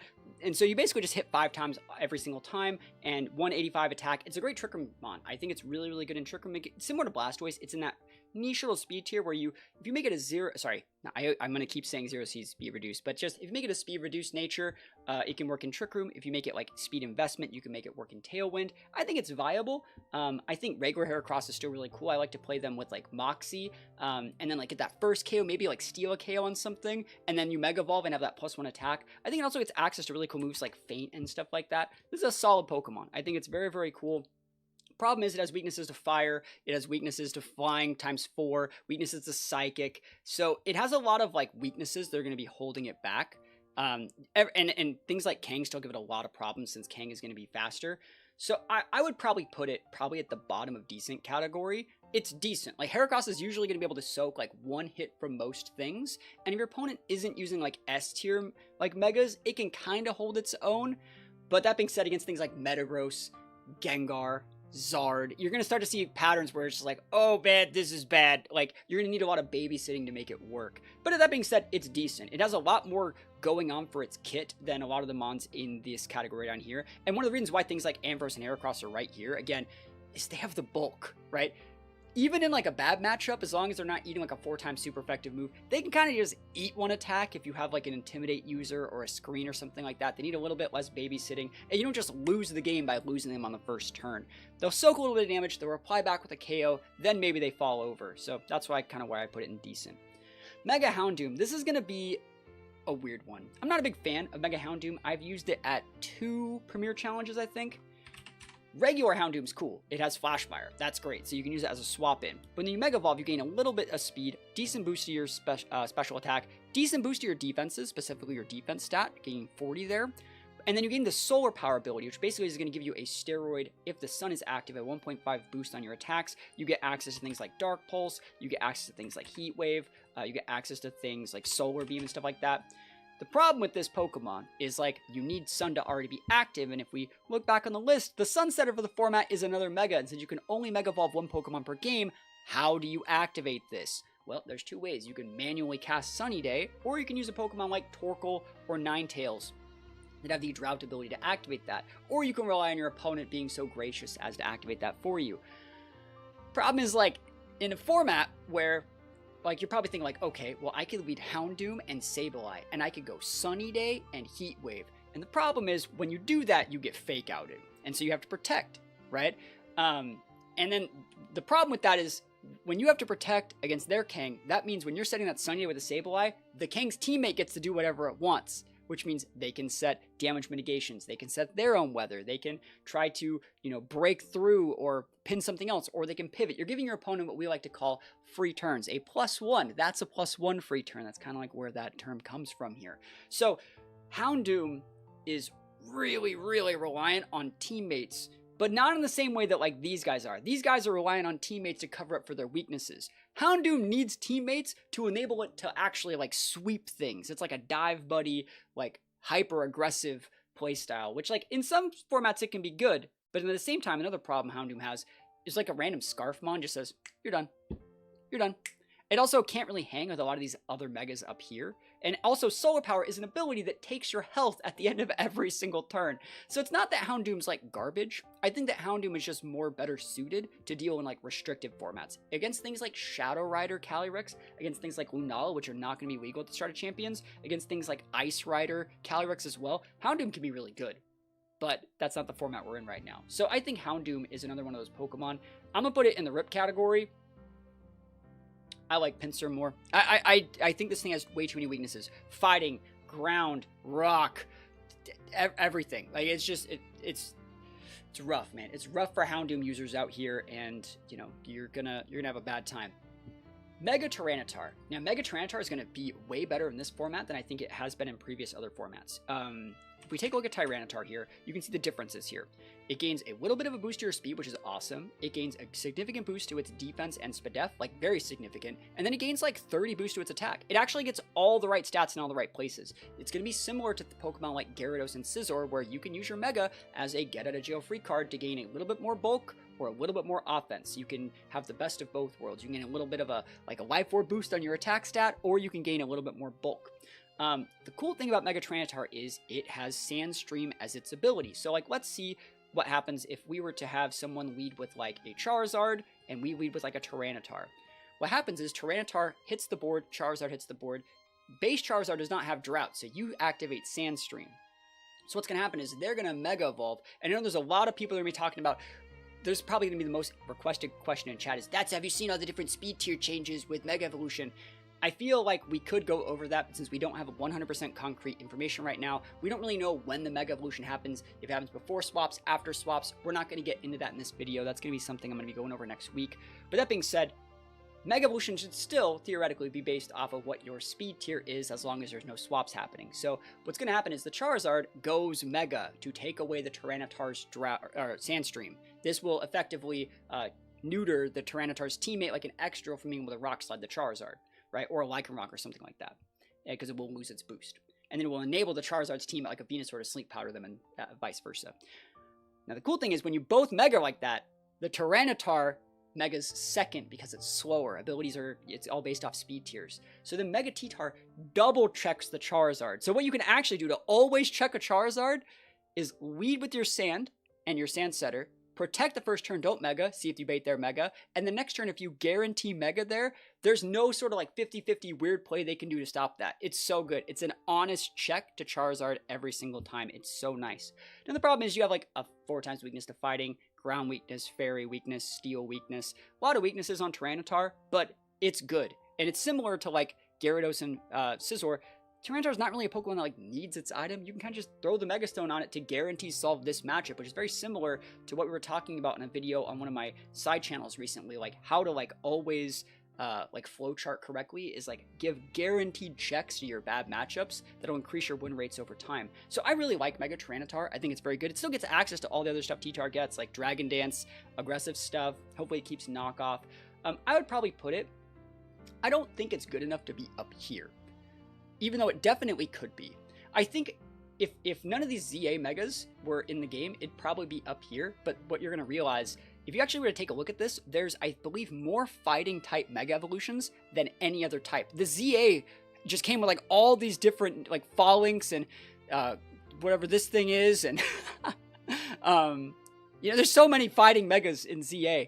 You know, they're just everywhere. So it's like, I feel like it's going to knock it down. I'm going to put it at the top of B tier. You guys would be surprised how good this Pokemon is. Cheetar's just solid, and you could just tech it onto a team. It doesn't have to be on a Sandstorm team. It can just be there for like the ultimate weather denial. Very, very solid Pokemon. Now, it's time to talk about my favorite Mega Evolution. I'm the first person to ever top cut a regional with Mega Sceptile. I'm the first person to get points at official events with Mega Sceptile. I've taken Mega Sceptile to a ton of events over the years. I've used it in every single format it's ever been viable, and top cut an event in every single format where it's been viable. I like it. I like this Pokemon. Very, very cool stuff. So let's take a look at Sceptile here. Sceptile is just my guy. Base form Sceptile is good, and actually just in recent years, Sceptile's just gotten a buff like every single game. It just keeps getting cool moves. Things like Upper Hand, things like Shed Tail. They keep giving Sceptile really cool tech moves. Mega Sceptile gets a slight boost to its attack, slight boost to its defense, not its special defense, major boost to its speed and special attack stats, and then it gains the ability Lightning Rod. So the way that I've always played this Pokemon is you go Sceptile, and you pair it with something like an Electrode, or like, historically I used Rotom Heat, which is also confirmed to be in the game. You slap a Choice Scarf onto it, right? Give that speed boost, and you go for the Discharge here. So Discharge is going to hit both your opponents, have a 30% chance to fish for a para, do some decent chip, and it's also going to give your Sceptile a +1 boost to its special attack by activating its Lightning Rod. And then you just one-shot stuff with like Leaf Storm, right? Leaf Storm, you have Dragon Pulse. I wish we had Draco. Very, very cool Pokemon. And then this last spot, you can put like a Quick Guard, like an Upper Hand here. You can even go with like a Detect or something like that. You can have both of those. Very, very solid Pokemon. I love this. This is going to be like the first Pokemon you see me doing stuff with in Champions is this guy. I'm excited for Sceptile, but I also will not let like Sceptile's, like my love for Sceptile blind my ability to rank it correctly. I think Mega Sceptile is really, really good in specific metas where like there has to be a meta for Mega Sceptile to beat it, right? For example, Sceptile's faster than all these things and can one-shot all of them if paired with the right stuff. But like, for example, the one-shot Kang, you need to have a +1 Focus Blast hit, and it isn't always an Oko on Bulky Kang. Gengar, you outspeed and can KO, but that means that like they also have to like let you do that, which is rough, and without being able to swap, it can be dicey. With Charizard, Dragon Pulse doesn't actually always get the Oko, and if they have like a Wide Guard or something to lock up your Rotom, it makes it dicey, right? Sceptile is good at like picking off a bunch of these guys. But it's really only good if like there's something that you always check. And that's like tier 1. So for example, when I top cut my event and went undefeated in Swiss with Mega Sceptile in 2015, that was like the first big event that everyone was using Mega Salamence. Mega Salamence was like the big, best busted, and like 80% of my games were against Mega Salamence, and Mega Sceptile always checks it. We outspeed, we have a super effective stab dragon move that just pins it. It's either protecting, it's swapping, it's not having an effect on the game, and you basically just like ankle clipped every single one of your opponent's teams with it. Very, very good anti-meta choice in that situation. So where would I rank Sceptile? It's usable. It's above decent, because you can also pair Sceptile with Pokemon like Gyarados, or Pokemon that have just a 4 times weakness to electric, or big weaknesses to electric in general, and just use it as a lightning rod user. It's just a good mon. I would put it probably right here. And this is being generous. This is so generous. No one else likes this Pokemon but me, I think. But it really does fit like how I like to approach the game. It's very aggressive. It's in your face. It's forcing your opponent to do like a bunch of little skill checks. And I think with the addition of moves like Shed Tail and other stuff, it's only going to get better as like, you know, the game develops. And I still think that like it can hold its own against a lot of these other ZA Megas, which we're going to talk about in a little bit. So I really do like Mega Sceptile. This is being very generous. I think most people would probably put it like here, or maybe even down here, because they don't see the vision. And that's okay, because I do. Mega Blaziken. I think Blaziken is an example of a Pokemon that, like, similar to like Alakazam and Aerodactyl. Base form Blaziken is fine. Like, let's take a look at Blaziken here. Alright, so Blaziken, we have base form Blaziken and Mega Blaziken. Let's just plug both of them in. So you can see the only difference is, like, Mega Blaziken gets to that base 100, which you're talking about is like the base form of, or base area of being fast. It gets a 40 boost to its attack. It gains slight boost to both its defense and, like, I think it also gets, a slight boost to its special attack. But they keep the same playstyle. Like, they both have speed boost. So basically, you're, like, there's no reason to use this if you just wanted to use, like, a Life Orb here. It's not really worth your Mega. It's not giving so much more attack that, like, wouldn't be that much more worth it to just use a Life Orb, in my opinion. I think that, like, the slight boost of the defenses, the slight boost of the speed, you already have speed boost, you don't need it.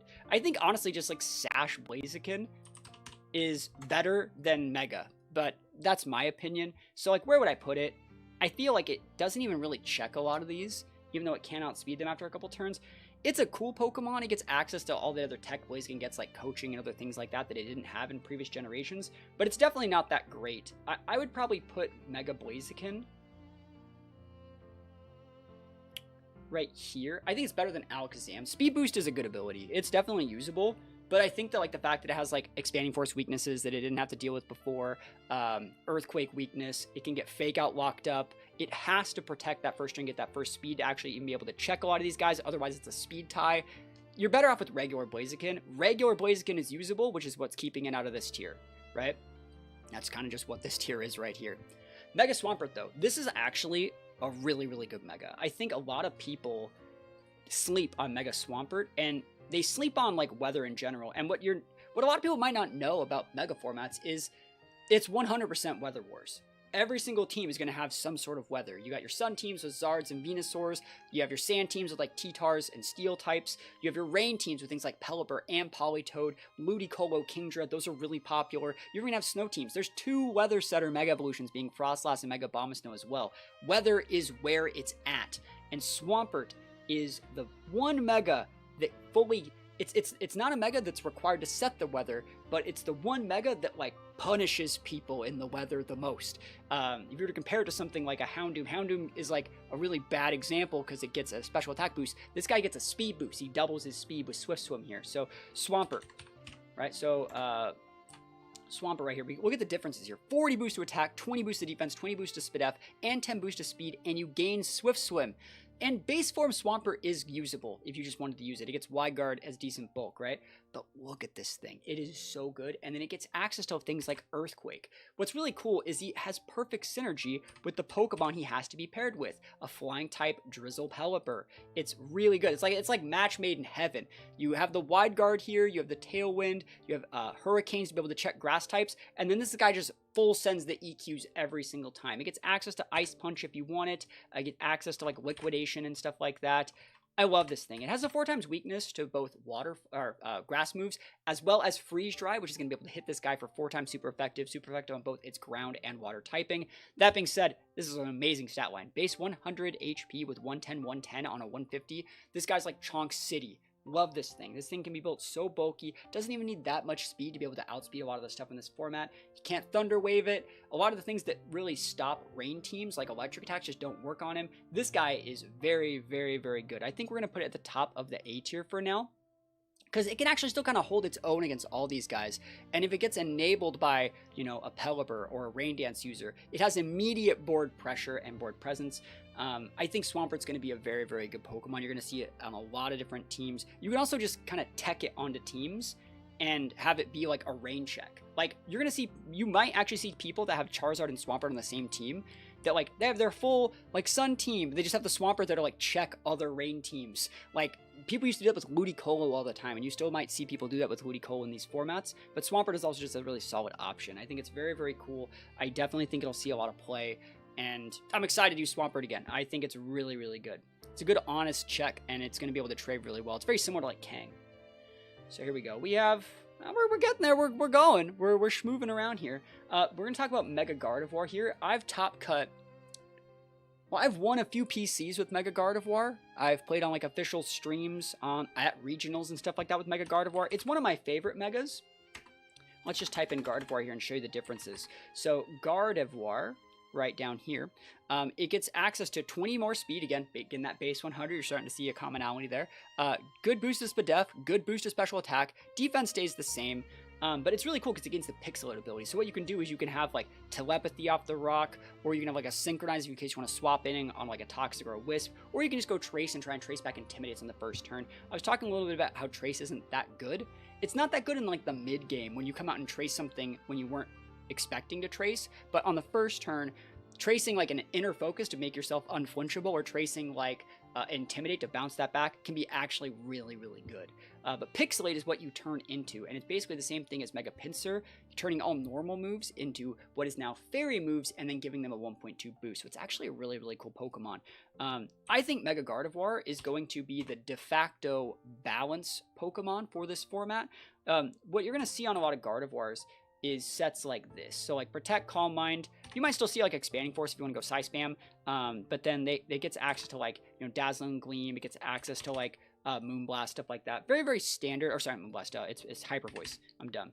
Hyper Voice here, this is a normal type move that gets hits both and gets a Pixelate boost. This is very standard. Sometimes you see them cut the Calm Mind here just for Trick Room as well. So like, this is kind of like a super for Rigorath. You know, that's kind of like how people are going to look at it. You compare this with Incineroar, you compare it with a bunch of other things. This was previously on a core that people used to use back in the day called Zapcats, with like Zapdos, Incineroar, and Landorus. Just being able to have a lot of good balance tools. This is kind of like one of the Pokemon that like pioneered what balance looks like today. Being able to like fish for boosts and speed control, go for the, you know, protect, pivot in a fake out user, go for a big turn, and then like protect, pivot another fake out user, go for a big turn. It's a very easy playstyle for a lot of people to get to, and it's a playstyle that can handle like a wide variety of teams and matchups. So it's a good option for people that are both learning the format and people that have the skill to play against anything. I think it's a very, very good Pokemon. I'm excited to use it. I think it does struggle with things like Gengar. The matchup in Zard can be a little bit dicey, because there are like speed ties and something like that involved. Against Kang, like you're basically throwing away your teammate on the first turn every single game. But I still think it's going to be very good. I'm going to put it up here. I'm going to put it after Swampert. I think it's going to see a lot of play. The question will be how well it stacks up for some of these ZA Mons. Because like if the ZA Mons weren't in this equation, because we don't know that much about them, it would probably be right here. Just because I think, and while I think it's going to be good versus the ZA Mons, I think a couple of them, actually more than a couple of them, a lot of them get like over base 100 speed, and so they force it into a more reactive role than it wouldn't have been in otherwise. So I'm going to put it right here. Very, very solid though. Like it can be the solo carry Mega on any team. All these are good so far. Mega Sableye. So on the team that I was talking about that like top cut a bunch of those events, played on the official TPCI regional streams, won Premier Challenges, I actually used Sableye and Gardevoir on the same team, both Mega. And so like in game 1 I go Mega Guard, and then game 2 I'd go Mega Sableye. That's how I like to play it. But let's talk about Mega Sableye, because it's actually a really, really cool choice.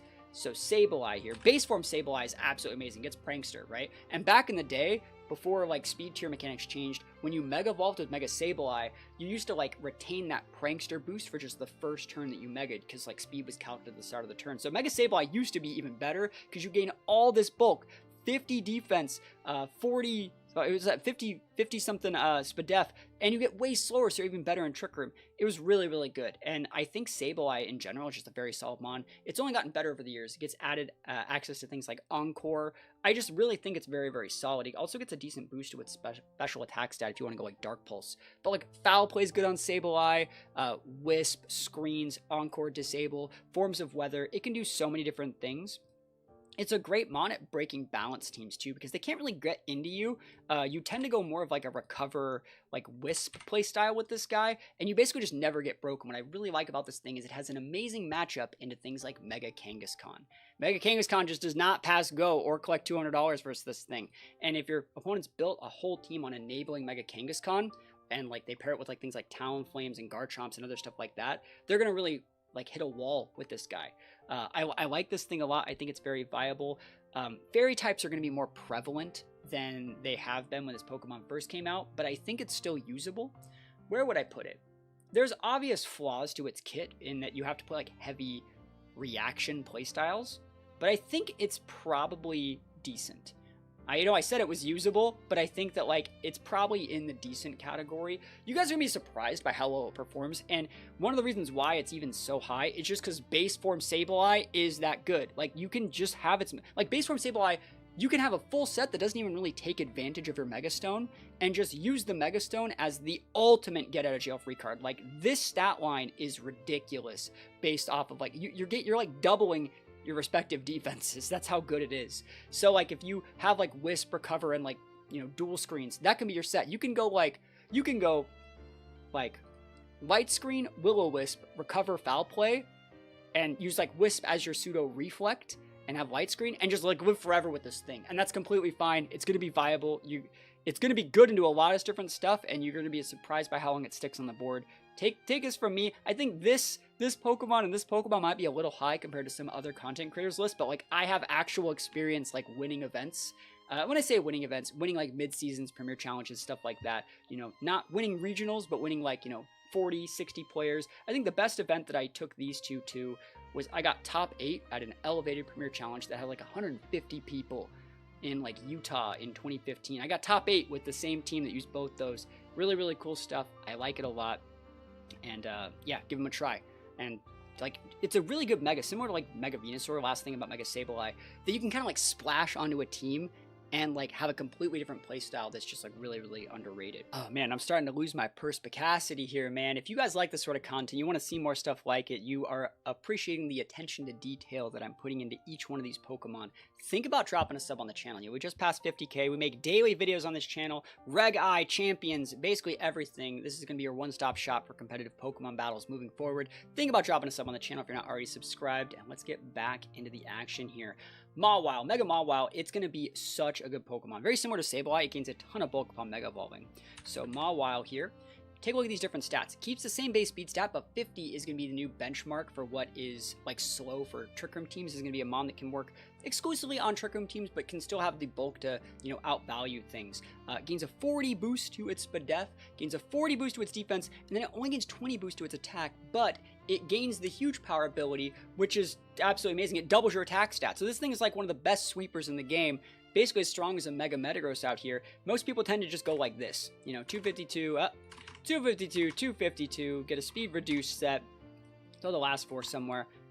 Easy peasy, right? And Champion's going to be a little bit different here. But basically what's cool about this thing is you want to drop the Protect on it, and then it gets access to things like Iron Head is going to be its standard like move that it uses. A lot of people are saying they want to see it get double Iron Bash from Melmetal. I don't think that's going to happen. Big Player Up is very good into Dragons. And then the last move here, a lot of people like to go Sucker Punch. It's going to just one-shot a Mega Gengar. This is a cool set. It gives you a lot of the ability to play a little bit fast, a little bit slow, and it's super, super bulky. Fairy Steel is honestly, like, I think the most, like, best defensive type in the game. Yeah, you have weaknesses to ground and fire and stuff like that, but, like, you have so many good resistances. It's absolutely amazing. This thing also comes on its base form Mawile with Intimidate. It comes, or a Hyper Cutter if you want to avoid Intimidates into you as well. This is so good. I really, really like Mega Mawile. I think it has the potential to be a top 5 mega, I will say that it's a very high skill ceiling mega. If you were to compare it to any Pokemon, if you've been playing a lot of VGC recently, this is kind of like the Ursa Luna of the format. Like, when you get the Trick Room up, it wins the game. It solves for X. But at the same time, you put it on those, like, Tail Room teams and kind of just have a bulky bruiser that can soak a little bit of damage, go for a Oko, and then you set your speed control and try and, like, steamroll the game. It's actually really, really viable. I'm probably going to put it, I know I just keep putting stuff in the A tier, but we're getting into the good Pokemon. I think it's probably right here. I still think Swampert is going to be a little bit more valuable because Mawile is going to be something that's only going to be attractive to people that are playing that, like, bulky, you know, Tail Room / hard Trick Room playstyle. And while it can Sucker Punch KO a Gengar doesn't have to click an attacking move. It can always just Wisp you. Kangaskhan, that's probably an advantageous matchup for the Mawile because you can intimidate the Kangaskhan if you bring it in after you resist the normal moves with your steel typing. And against Zard, it's a bad matchup. So it's like good, bad, bad. And then the other things that are going to be in the S tier, it's decent against. Mega Mawile, though, just says a lot of these guys are not tall enough to ride. Mega Mawile just checks it. And it gets so bulky. Like, it's going to be so good. Screens with Mawile, maybe a little bit of healing. Mon's going to be absolutely amazing. So let's see, Mega Groudon.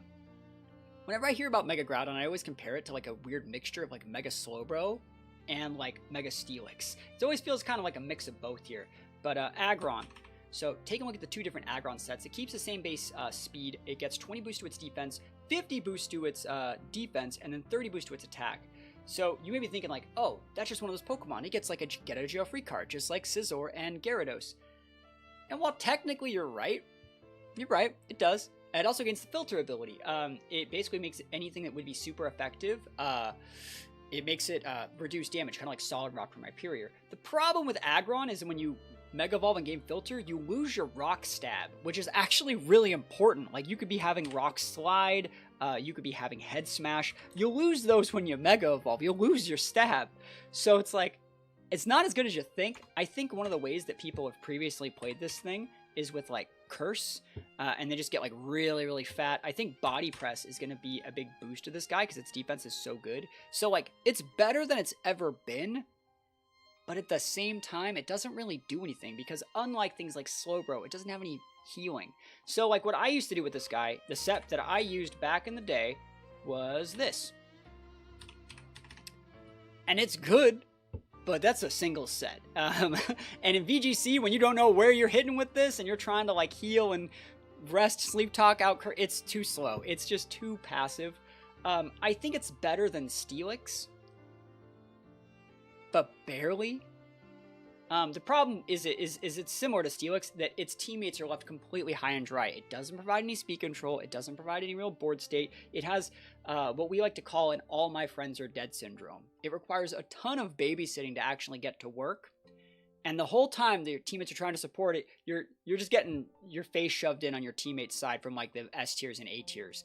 So it doesn't get, like, a wide guard like Steelix gets either. So it's usable. Like, this is a really good stat line, but then, like, not really having good stab moves either, not really having that many good coverage moves. It's just not great. But Body Press is good, but then you just, like, don't fight a ghost type. Watch out for those ghost types. Don't get wisped, right? It's going to be rough. Mega Metacham's a cool choice that you don't really see pop up all that often. So let's talk about Mega Metacham right here. So Metacham, it retains the same ability, which is Pure Power, which basically just doubles your attack stat. It gains a 40 boost to its attack, which is going to be doubled with the Pure Power. Slight boost to its defenses, and again, base 100 speed. You're really starting to see that be a pattern here. For those guys, if there's one thing to take away from this video, just memorize all the speed tiers for all the Megas. It's so important. You need to know if you're going first or second. That's the most important thing in a Mega Evolution format. That being said, this guy's weird because it tries to be a mixture of Lucario and Kangaskhan. It has the aggressive tendencies of, like, a fast fighting attacker with a lot of good coverage moves. It gets, like, the close combat. It gets access to, like, secondary, like, Zen Headbutt. It gets access to, like, the Ice Punch and stuff like that. And it's the glass cannon-y kind of like Lucario playstyle. But at the same time, it also has moves that, like, Kangaskhan gets, like Fake Out. Right? It also has, like, weird support option moves. It gets access to, like, skill swap. You can skill swap your Pure Power onto something. You can go for, like, let's see, I think it does still get Faint. Yeah, Faint. I've drafted this guy in a few draft leagues. I think it's a great mod for stuff like that. It gets access to so many weird, unique moves that, like, more psychic Pokemon get. Maybe maybe Mega Gallade is like a better analogy than like Lucario is, because it gets a lot of those things, but it's just way too frail. And it's usually, I would say you'd be better off with just a Sash Medicham or a Life Orb Medicham. Or even a Scarf Medicham would probably be better than Mega Medicham in almost every single situation. I would put it down here.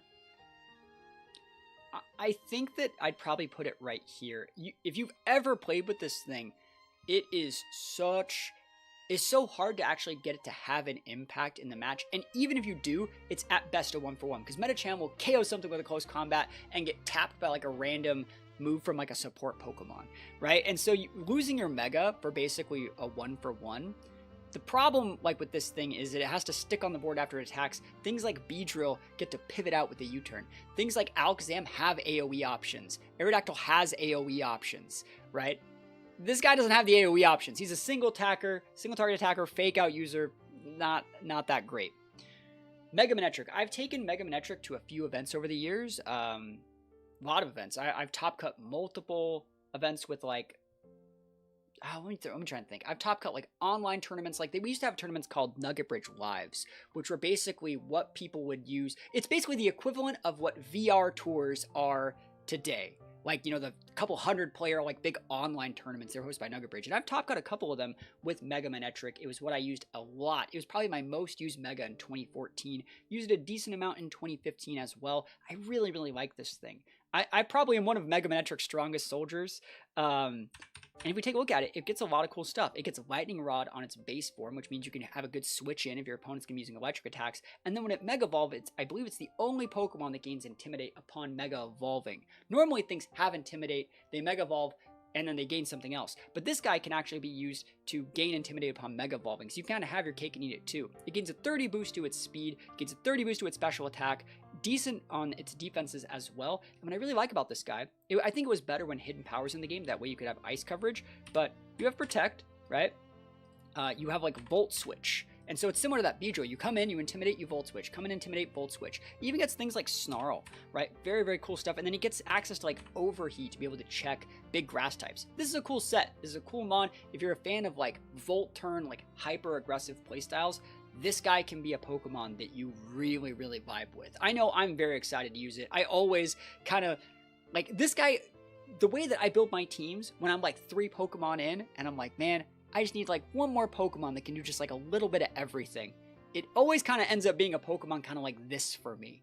But I really, really like it. 135 is above that base 130 area I was talking about that like Jolteons and Aerodactyls kind of like to hang out in. And I think it's a good Pokemon. It's also faster than Mega Gengar and stuff like that, which is going to be really, really important. Being able to Snarl a Gengar on the first turn, that's great. This guy's a pseudo-decent match for a Kang, being able to cycle those Intimidates and Volt Switch out every single turn. And it has everything that Beedrill doesn't. It has a little bit of bulk, great attack, a little bit of AoE, the ability to mitigate both physical and special, and like good defensive typing. Like Electric's a great defensive typing. Lightning Rod on its base form. Regular Manectric still technically usable. So I like this guy. I'm going to put it in the usable category. I'm going to put it right here. I put this guy probably a little bit too high compared to where most people would put it. But I think it's one of those Pokemon that where I feel like I get better at playing it. It's kind of like a different way of like, I play a more balancey style with it, with like very, very bulk oriented. But it's one of those ones that kind of like, I feel like I could win any matchup if I like find better lines. And the more that I try to like make this thing work, I always just feel like I come up with something new every single time. Very, very cool Pokemon. Going to be a lot of fun to play. I think it also has a good matchup, like I said, against all of these mons. I'm copying them a little bit too hard, but like it checks Zard, right? It can Snarl the Gengar. It can Intimidate a Kang if the way the Mega Evolutions activate, like if I Protect a block that first turn and you Mega Evolve and try and go for a fake out double hit or anything like that, and then I Mega Evolve and Intimidate you and Volt Switch out, or even if I Mega Evolve first turn and Volt Switch out, when I come back in and Intimidate you, I still have the check, right? I think it's so good. I feel it's one of the few Pokemon that can kind of like almost deal with a lot of the upper echelon like S tier Megas. He's like what's the Star Wars joke? Like you sit at the table, we do not announce you the rank of Jedi Master. I wouldn't put it in solid here. It's one of those mons that I like to splash it as like a secondary mega option on a lot of teams. So like when I've used it in previous teams, I've taken it to events with Kang and Manectric. So like in 80% of my games, I use Kang, but for like a game 2 mix-up or game 3 mix-up, I'll go Manectric. Or I've paired it with Gardevoir, where most of the time I'm using Gardevoir, but if I want to go with like a little bit different playstyle, I'll go Manectric. Or I've used it with Gyarados here to be able to pair like the Lightning Rod that comes on base for Manectric with like Mega Gyarados, for just to be able to lock people out of the game. So I feel it's like the perfect mega to complement a lot of different playstyles, which is why it's just in the usable category, similar to things like Venusaur. All right, we got the Shark here, Sharpedo. So looking at the base stats here, it's going to gain Strong Jaw, which basically just makes all your like jaw-based moves get a multiplier, which honestly isn't that great. It's not. Like Crunch gets a boost, that's cool, but like it's not really worth it. It only gets a 20 boost to its attack, 30 boost on the defense, 25 on the Spadef. It gains to 105 base speed, which is actually going to be like you outspeed a bunch of other things, but this guy's pretty underwhelming. The way that people usually play this guy is they go with the base form, they go with the Protect on the first turn, get that first turn speed, then they Mega Evolve and go into this guy. Honestly, I think the coolest thing this guy does is it gets Destiny Bond, right? And you can do that with base form, right? So I don't really think this guy's viable if you were to use it. You know, you have Protect, you could have Ice Fang that gets the Strong Jaw boost, you could have Crunch, you know. I think it might even get, like, what's that other move? There's, like, another, is it, like, Jaw Lock? You get Jaw Lock? No. That'd be too good. And then maybe, like, a Liquidate or something, right? So, like, these are the options that you get on this thing. It's okay, but it's bad. It's bad. It's definitely too many weaknesses. It's not really fast enough. Similar to, like, Mega Medicham, where, like, best case scenario, you're getting a 1-for-1, but at the same time, you're, like, really fake outable, really Intimidate cyclable, you lose to Reflect, you lose to Redirection. I think that it's probably here, because at least Pidgeot has like AoE and does get faster. I think it might be the worst Pokemon. We've actually used it a lot over the years. I really don't think this thing has any redeeming qualities other than like that Destiny Bond tech that I was talking about. So feels bad, man, but like this is unacceptable. 70, 70, 65, not worth at all. Can't even break things. Like not worth. Camerupt, though. Camrupt's actually top cut events over the years. I believe it got second at Costa Mesa Regionals in 2018. So Camerupt's actually cool. If we take a look at base form Camerupt, it's kind of like a really, really poor man's Torkoal, like Timu Torkoal. It's not as slow as Torkoal. It's not as strong as Torkoal. It doesn't set the weather like Torkoal, but it does stab Earth Power. And that's like the big thing. Camerupt was like the only Pokemon back in the day that used to stab the Earth Power. And this is before Earth Power was on like a lot of different mons. It didn't used to be a TM. So now it gains Sheer Force, which means when you use Heat Wave, when you use Earth Power, they get the 1.3 boost. Now, you may think that this guy actually looks broken. Like, Sheer Force is amazing. You're comparing it to, like, Landorus. And the reason why Landorus Incarnate's good is because Landorus can also then hold a Life Orb. This guy doesn't get the Life Orb. He's just a 145. It's usable, and it's funny that you have Sheer Force, but your most used move is still Eruption, right? So you'd have something like this. This is your set. And you make it exclusive on a hard Trick Room team. So what you do is you set the Trick Room, you bring in this guy, and you just try and fold them over with the Eruption, right? It's easy peasy. You know, you don't really need to do that much else with this thing. You know, that's going to be the set. And remember, Ivies don't exist, so it's so weird, like, that Ivies are going to be gone. But again, it does not really matter. So that's like the set that you go for Camerupt with. And that's like the only real way to play it. If you're playing it any other way, you're probably not doing things right, because it has a 4 times weakness to water, and it has a weakness to ground. There's so many different weaknesses this guy has. Like, I don't think that there's any real way that you can just play this on like a screens team without hard Trick Room. And the issue that you're going to start to find for hard Trick Room in these formats is that we don't know if Indity's going to still be in the game, right? We don't. But like a lot of the other Pokemon that people attribute with like hard Trick Room aren't here. Porygon 2, Dusclops. I think Ursaluna is confirmed. That's a sweeper. You can underspeed that. That's good. But like, even if you do all those things right, let's just say this. Even if you do all those things right, Mega Camerupt does get to a point where it underspeeds Torkoal. That's one of the few things that it does versus base form Camerupt's a 40. So like, you can underspeed the Torkoal, but we're going to start to see like more people with like Iron Balls and other things to outpin this thing. It also just like super loses to like a Wide Guard user. And since Weather Wars are so important, being able to like take away a Sun Boost or come in with range just neuters this guy. Pelipper sends this guy one-way ticket to the Shadow Realm. So it's really hard to make this thing work, in my opinion. That being said, it's definitely, I think suboptimal is probably like the best that I can give it, because it is a good Trick Room sweeper. It has gotten like second at a regional championship before. If the meta and everything lines up correctly, this guy has the potential. Like, if people just completely go hyper aggro pill. And this is like the only trickery. Like if you can get to like top 16 or like deep in day 2, and there's like not a lot of wide guards, not a lot of rain, and people are just like choice scarf, focus sash, and hyper aggression, you can get some good value out of this guy. But if the meta at all tends to favor balance, like you see how T-Tar just like completely like disincentivizes this thing. You can just eat that earth power in the face. So watch out for this thing. It's deceptive because it might look like a really good alternative, but like Torkoal does everything this guy does basically without costing your mega slot. So let's talk about Mega Banet here. I like Mega Banet a lot. I've used it a lot over the years. It's one of my favorite megas. If we're going to compare it with its base form, it gains 50 attack, right? It gains a little bit of a boost to its defenses as well. It gains 10% or 10 to its speed, and then it gains Prankster, which is funny because when this Pokemon first came out, it had that same issue with Sableye, where like you didn't gain the Prankster effect until the next turn. So like it was really bad. But that being said, it gains a significant boost to its attack. I think it's definitely usable. The cool thing this guy gets is like Prankster Destiny Bond, and like that is like basically its whole kit. It has access to like, you know, Shadow Claw, Shadow Sneak. It gets access to like Gunk Shot and stuff like that. And so what's funny is like, since you have to put all these big aggressive moves on it to capitalize off this attack stat, you don't actually have room for the things like the Wisps and stuff like that. You can technically put them, but now you don't have Protect. You know, you can go for like sub, Prankster boosted sub, but you see how like it's kind of clunky? Definitely clunky. Very, very clunky mon, kind of hard to make it work. I think it does get like the Encore, Disable, Prankster, stuff like that, but at the end of the day, if you're going to be using all those different support moves, you would use a Sableye or another Prankster mon that like does those support moves. You wouldn't put all that stuff on this thing. This thing seems like what they kind of wanted Grimmsnarl to be, but like Grimmsnarl, like let's just compare it to a Grimmsnarl, right? Grimmsnarl has a 120 with like similar bulk, and it has better bulk because it does like a 30 more base HP, right? Grimmsnarl's basically what this guy is, and Grimmsnarl still never ends up utilizing this base 120 attack. So I think Banet's one of those Pokemon that definitely like could be right in some situations. I think ghost types, if they have a good matchup into the Gengar, like the Shadow Sneak can happen. Like you can check the Gengar, you can wall a Kang, and then you can have like a Prankster effect to like outvalue a Zard. It could be valuable. Like you could get stuff out of it, but that being said, there's major flaws with this guy's kit. I think it's probably right about here. Major flaws with this guy's kit. Just way too frail.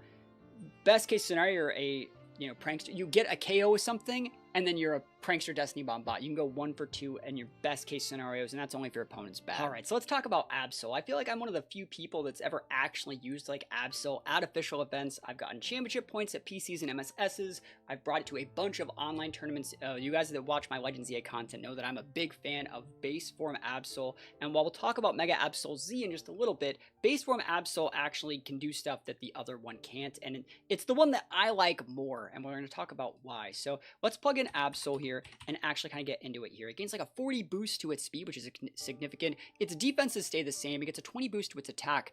But the thing that I really like about it is it gains 40 boost to its special attack. This thing is better built as a special attacker than a physical attacker. I know it feels crazy to not use a base 150 attack stat, but it just doesn't have the coverage. And again, it's really susceptible to things like Intimidate. What I like about this guy is the magic bounce really protects it from like Prankster users that want to like Eerie Impulse it, Thunder Wave it, do kind of anything to it. And what I like to do with Absol in like close sheet or ladder situations is people are going to think that you're going to, go for a big physical attack. They're going to pivot in those Intimidators. They're going to set those reflex. And when you tear them to shreds with your amazing special coverage, you get Ice Beam, you get Thunderbolt, you get Flamethrower, you get Dark Pulse. Like, that's perfect coverage. It gets all the coverage moves. You can go Blizzard, you can do so many things. This guy gets like literally everything. And remember, in a format where the Charizard, which by the way you outspeed now because you get 115 base speed, one shot with Thunderbolt. Gengar, one shot with Dark Pulse. Everything, you just have the coverage, right? And they can't terrastallize away, and they never see it coming. And so I really like this thing. I think it's better than a lot of people give it credit for. It's definitely similar to like the glass cannons down here, but what sets this guy apart is it gets well over that base 100 speed threshold that a lot of these Pokemon have, and it has that coverage that they don't. So it's almost similar. The Pokemon I always like to compare it to, because people say, that's it, you keep talking about special Absol like it's good. Would you say a Latios is good? Would you say that this is a good Pokemon? 110, 130, 115, 115, but arguably better coverage. Like, that's not your boy. That's a Latios. It's a glass cannon Latios. That's how I've always looked at it. With magic bounce instead of levitate. That's like so good. So like it fully optimizes a Latios to be like the sweeper it always wanted to be. So I like this Pokemon. I think it's very cool. That being said, it's definitely in the suboptimal category. I'd probably put it right here. And I think that's way higher than most people put it. The cool thing is about this Pokemon, you can still build it physical if you want. Swords Dance, Sucker Punch, Knockoff. It only has the single stab on Dark, so even if you want to put things like Mega Horn, Play Rough, Close Combat on it, it doesn't stab those moves. And again, it's really susceptible to Intimidate in that form. Can't hold a Clear Amulet, can't hold a Covert Cloak. It can be a little bit easy to wall. But that being said, Special Absol is definitely where it's at. The Mega Absol Z can do that. It's like, the Mega Absol Z's, that's the physical one. But this one, Special Absol is where it's at. A lot of the Pokemon to get those Z evolutions, that's exactly how to build it. Like Lucario, we're going to get to in just a minute. It's a better special attacker than a physical attacker in the base Mega form. Garchomp, this one's a better physical attacker. The Garchomp Z is a better special attacker, right? So that's kind of like how they made all these Z evolutions work, in my opinion, was, you know, this one's physical, this one's special, this one's, well, I think it's physical. We're going to get to it. The vice versa. One's better in either form, but you play them completely opposite like that. Even if they were to add like more Z evolutions, what they would be doing is they'd make like Delphox Z and make it a physical attacker. They'd add like Metagross Z and make it like a special attacker. That's how they would do it. That's how like all the Z evolutions kind of worked. All right, Mega Glalie. I hate this thing. This thing sucks. Glalie here. So basically, the whole pre-kit before Mega was built off Moody, back when you used to be able to get evasiveness boost off Moody. It gets a decent boost to its speed and attack and special attack, and then it gains Refrigerate, which is basically the same thing as Aerolate and Pixelate. It turns all normal moves into ice moves and gives them a 1.2. So the big thing this guy does is it clicks Explosion. This is really telegraphed. Everyone knows this. So what people do is they click Protect or Wide Guard, or just have a Steel type, or Fire type, or like literally they don't care. This Pokemon is not that great. Gets to the base 100 thresh mark, but like 120, 120 is not going to cut it. And any Mega that's like popping itself off, not going to be viable. It's completely memes. Even I'm the meme guy, and I'm sitting here saying like, this guy's not worth your time. This is the worst Pokemon so far. It gets access to like Freeze Dry. Base form Glalie can be good in some situations. It's definitely a lot more usable in singles, in my opinion. But don't waste your time with the thing. It's really not. It has a million weaknesses: fighting, fire, rock. Don't do it. Don't take the bait. It's not great. Mega Sally. We're getting into the good Megas now. Holy moly. Mega Sally. So Salamence is busted. If you were to plug in Salamence and Mega Salamence here, you can see the differences to their stats are Mega Sally, or so regular Sally has the base form 100 speed. It goes all the way up to 120, which is fast. It gets a slight boost to its defenses, or its special defense, and then its base defense gains 50. It gains a 10 boost to its special attack, and then it gains a 10 boost to its attack. So while it could be optimized more into attack and special attack, what this guy excels at, it has the Intimidate or Moxie based on its first form, so you can come and intimidate something, and then Mega Evolve and gain Aerolate. It's going to turn all your normal type moves into flying type moves, just like Pinsir, and give it a 1.2. So people like to rock this guy with Protect. Sometimes they put things like Tailwind here for a little bit of support, and then they go Hyper Voice, which so just like the Gardevoir used, there's going to be a special attacking, you know, AoE move that hits both and gets that Aerolate boost, and then they also have Double Edge for a single target nuke. Because like, and what you do is you build this guy mixed. Like, you have enough speed that you kind of know what you want to do with. Doesn't really matter how much speed you're getting. You want to be able to outspeed those base 100s, right? That's kind of where you're going. And then from there, you put like a ton of points into like these two stats.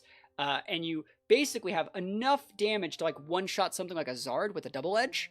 And then like, you're mostly a special attacker with Hyper Voice. So if I were to compare this to one Pokemon that's like legal in VGC right now, this is basically like a Flutter Mane, but comes pre-packed with Intimidate off the rip. So imagine like if you're using Boost or Flutter, and you have an Intimidate, and then you still have the ability to go big single target and big AoE with even more speed control. It's really good. This is theoretically the best Mega Evolution that's ever been made. Good defensive typing, outspeeds most things, great inherent bulk.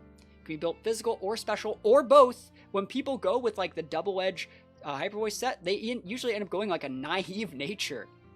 Like, they usually end up with something like Rash or Naive or naughty or something like that. Or sometimes they go like the naives down there. Yeah, that's what it is. They go with like speed boost, and you know that's how it works. Because like the speed ties are like a big thing on this guy because it's so popular. Like it's just so weird how this guy actually ends up being played at like a high level because it's just so good. Let's actually talk about its matchup into some of these other mons. Against Kang, if you bring it at the right time, you could intimidate them to neuter. You outspeed and can Oko Zard. It's one of the mons that really preys on Zard. And against Gengar, Gengar can technically deal with it, but at the same time, you know, a lot of the things that Gengar has to peel off into the Sally, you can pair something like, if you surround the Sally with like a Choice Scarf Mons that pins a Gengar, you're in a good spot. Or if Gengar wants to use like Icy Wind to break, you just pair it with a Wide Guard user. If you want my honest opinion, this is the best Pokemon out of all of the Mega Evolutions. It's the one that can handle the widest variety of situations. It's the one that is the most splashable. It is the one that will provide the most value in any situation, and it has a good enough matchup into all the other ones. I think it won Worlds like in 2018, I think, with Paul Ruiz. Had a whole team built around Mega Sally. This is the good choice. Like it's the right choice. And yeah, it has that 4x weakness, but unlike Dragonite and other Pokemon that have that, it doesn't like get hit with Ice Beam before it uses moves, and it just OHKOs the things that use the Ice Beam with a bunch of different ways. So you can redirect it. It can also have like a good amount of bulk investment too. Very, very cool Pokemon. Be sure to use Mega Salamence in your own games. It brings a lot of value to the table. And seriously, you're gonna be surprised by how much the Hyper Voice is basically 2-shots everything. It's ridiculous. So like you go redirect Hyper Voice, redirect Pop, and then you just double edge something and go like, you usually end up going like 1 for 3 with this Omega Sally. It's so good. I really, really like it. More busted Megas. Mega Metagross, right? Mega Metagross is gross. It's disgusting, right? So if we were to plug in Mega Metagross and Metagross here, so you can see the it gains Tough Claws, which is the same thing as like Aerodactyl and stuff like that. So all of its moves that make contact, you know, things like Iron Head, things like Zen Headbutt, right? Things like Ice Punch. They get a Tough Claws boost. Also, as well, it gains a Tough Claws boost on Body Press, which is actually weird that like Body Press is now like it's one of its best sweeping moves. I think it's kind of crazy. Look at the stat line. This is like the most ridiculous stat line of any Pokemon, I think, ever, right? They're all like, so base 4 Metagross is just like cracked. It's one of those Pokemon that just gets better when it Mega Evolves in like every way. It gains 40 to its speed, it gains 20 to its defense and special defense, and then it gains 10 on its offense, and then gains a steroid ability. I think it's so good. This guy is built heavily on like, this is like the OG Iron Crown. Before like expanding for Psy Spam, there was like Psy Spam with like you know, Psychic Terrain and Metagross, where Metagross just one-shotted everything. And what's really cool is when you're in your base form, you have Clear Body, so they can't intimidate you. So it means if they just want like Weed and Sin, you're like, bro, don't care, do not press go. Now you can just body press it and kill it with your 150 base defense. But you know, you used to have access to things like Earthquake, which would still do a significant amount of damage to it. So I think this is like a really, really, really usable Pokemon. It's another one of those ones similar to Kang, where it's like really, really easy to use, and it's going to be definitely like a Glue Eater favorite. It's most similar to Mega Mawile out of all the other mons on this list, but it doesn't have like that slow, like intimidate, bulky Trick Room play style. It's basically if someone had a Mega Mawile that they wanted to play like a Kang, that's what Metagross does. It also gets to a base 110 speed, which means all those Pokemon, like all the ones that we talked about that are base 100, Mega Metagross outspeeds them and can KO them or flinch them with Iron Heads and Zen Headbutts and freeze them with Ice Punch. And it's just the ultimate glue-eating machine is Metagross. I would put it right here. Now, I think a lot of people would probably put it here or here, but I'm going to put it here because I think eventually Zard will outvalue. Zard always prevails to stop the Metagrosses. Metagrosses can also tech Rock Slide to break Zards, but again, that's leaning down pathways to where like if Zard wants to go for like a teammate with like Sleep Powder, they can Sleep Powder the Metagross. Metagross, again, can't hold a Lumberry because it has to hold its Mega Stone, and you can just Sleep Powder, and it creates a bunch of different lines. You can also Wide Guard away that Rock Slide. I think there's a bunch of different metas that can evolve, but I do think that like these ones right here are a cut above all the other ones. I know there's a lot of Pokemon in the S tier, but like these are the 5 like gods of like previous Mega Evolution VGCs that like 60 to 80% of your games are going to be fighting against these Megas right here. And all of them just like basically invalidate all these other ones. Metagross like one shot, all of this stuff. Very, very good Pokemon. You can pair it with a lot of different stuff. Very splashable, great defensive typing, just a solid Pokemon. So let's talk about Altaria. We're getting there. I think it's going to really speed up when we get to like the ZA megas, because like we will have to speculate a lot more on like, I guess, like what they could be doing. But since we know what Altaria brings to the table, let's talk about Altaria here. I like Altaria. If we compare these base stats, it's one of the few megas that doesn't get a speed boost really when I think it should. It doesn't increase its SPDEF either. It only increases its defense, special attack, and attack. And this is wasted. 40 points in attack is really wasteful here. It does gain Pixelate just like Mega Gardevoir, so you can go for big hyper voices and stuff like that. You also gain a stab on fairy typing. This, when it came out, was really cool because it was a dragon type that didn't have a weakness to dragon, which means it could go for Dracos and other dragons if you wanted to, or you could just go for like, you know, hyper voice and stuff like that.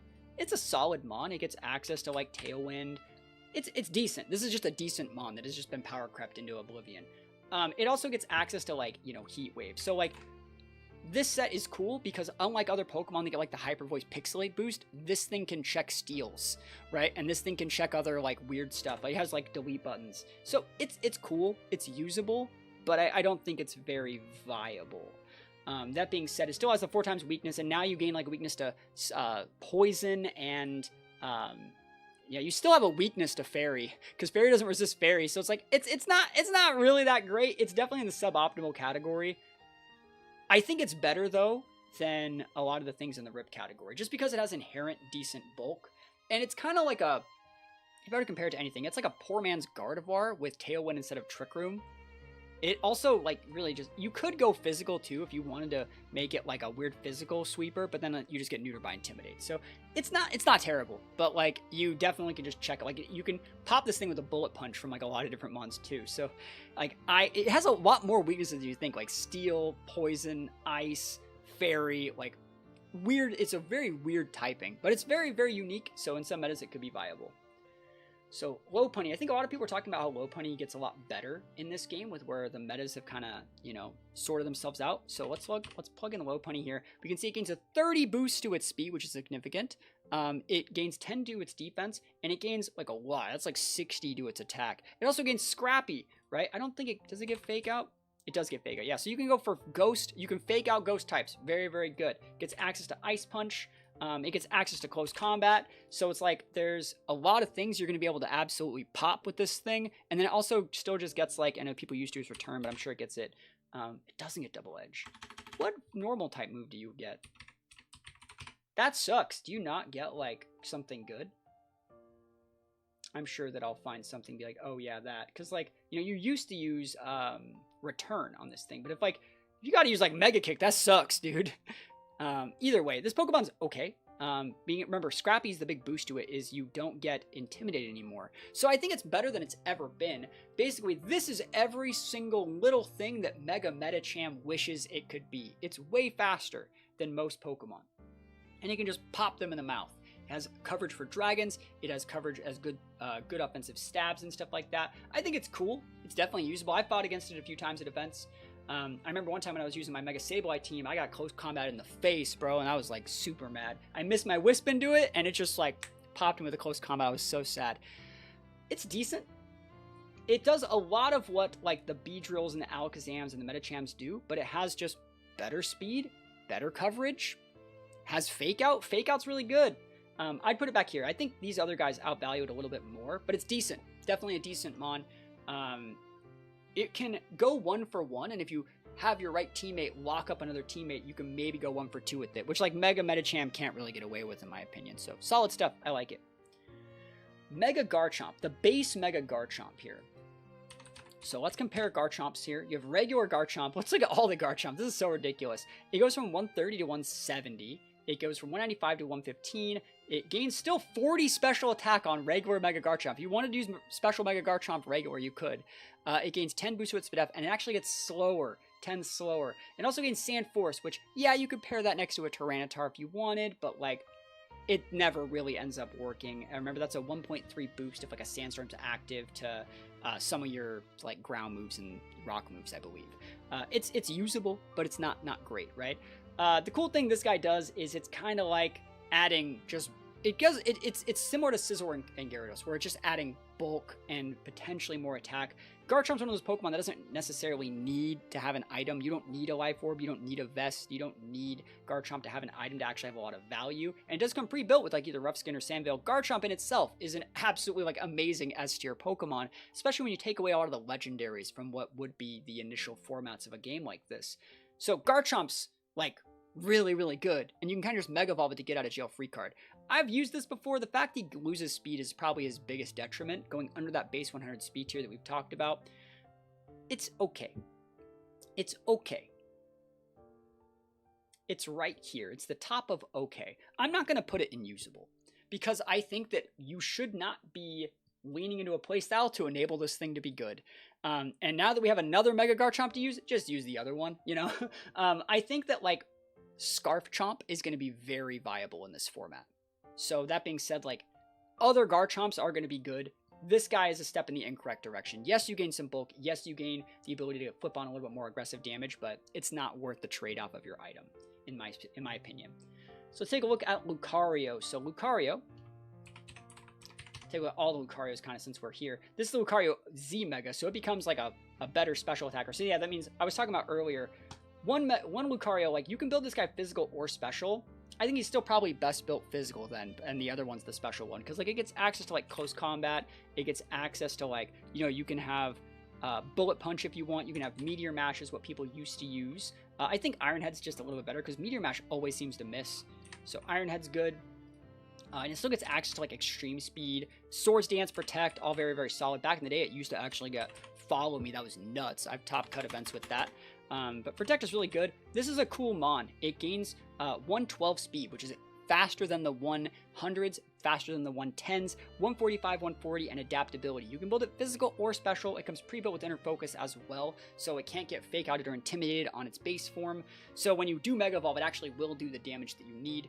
Very, very cool stuff. I like this Pokemon. I think it's definitely usable. If you want to build it special, you can use things like Focus Blast, Aura Sphere, Dragon Pulse, Steel Beam now is another move that it gets instead of Flash Cannon. So I think it's usable. I would love to see this guy get back Follow Me. I think that'd be a really, really cool change to its kit. But where would I put it? I would probably put it right here at the bottom of usable, because like it does just check Kang. It says like, nope, that's not a thing. Right, it outspeeds Zard. If you want to be a guy that has tech for that, that works. It outspeeds Metagross, right? So it does, and against all these, like it pins here, it can technically pin here if you use it correctly. The case is out on this. If you have right weather control, you pin there, right? So it's like, I think it's definitely like the bottom of usable tier, but it's a little bit too aggressive. It's similar to like Meta Megacham, where you're gonna get like 1 KO. You can usually go 1 for 1, but the cool thing about Lucario and Metacham is Metacham will take whatever KOs it can get. This guy will take whatever KOs he can get. Lucario chooses who he takes with him. And now it has also addition to like Final Gambit being another way to like choose which one you're taking with it. So I think that like the buffs that Lucario's just gotten, getting moves like Steel Beam, Coaching, you know, Final Gambit over the years, just make this Lucario like a little bit better than it has been in previous formats. But that being said, very, very cool Mon. Tons of damage with adaptability. I think it's very, very cool. Let's talk about Mega Abomasnow. So Mega Abomasnow is basically just like Mega T-Tar, right? It's going to basically get the Snow Warning double dip. So if you want to win that Weather War and always have the weather up, it's going to be good. He's also gotten some changes, since like Hail doesn't do like damage over time anymore. It just gives you a defense boost. It's actually a lot better. This is a boost to this Pokemon, getting like a defense boost, and it gets slower, so it's actually a decent Trick Room user. So the problem with this guy is he's wasting most of his points getting a 40 boost to attack, when he only gets like a little boost to like these other stats. I think it's okay. Abomasnow is one of those Pokemon that just doesn't also really need its Mega. You obviously have access to things like Blizzard. You have access to things like Leaf Storm, Giga Drain, things like that. It's recently in previous years gotten Earth Power, which is cool. Now you're not just super checked by things like Heatran or other steel types, but like you see how this set kind of is leaving you high and dry. Like it's good if you already have the Trick Room up, but it doesn't do anything to help you get the Trick Room up ever at all. So I don't know, and you kind of need the Trick Room to make this guy work. So I think that another issue that you have here too is like when you get the Trick Room up, if you're fighting against other Trick Room teams, Torque will just send you to the Shadow Realm.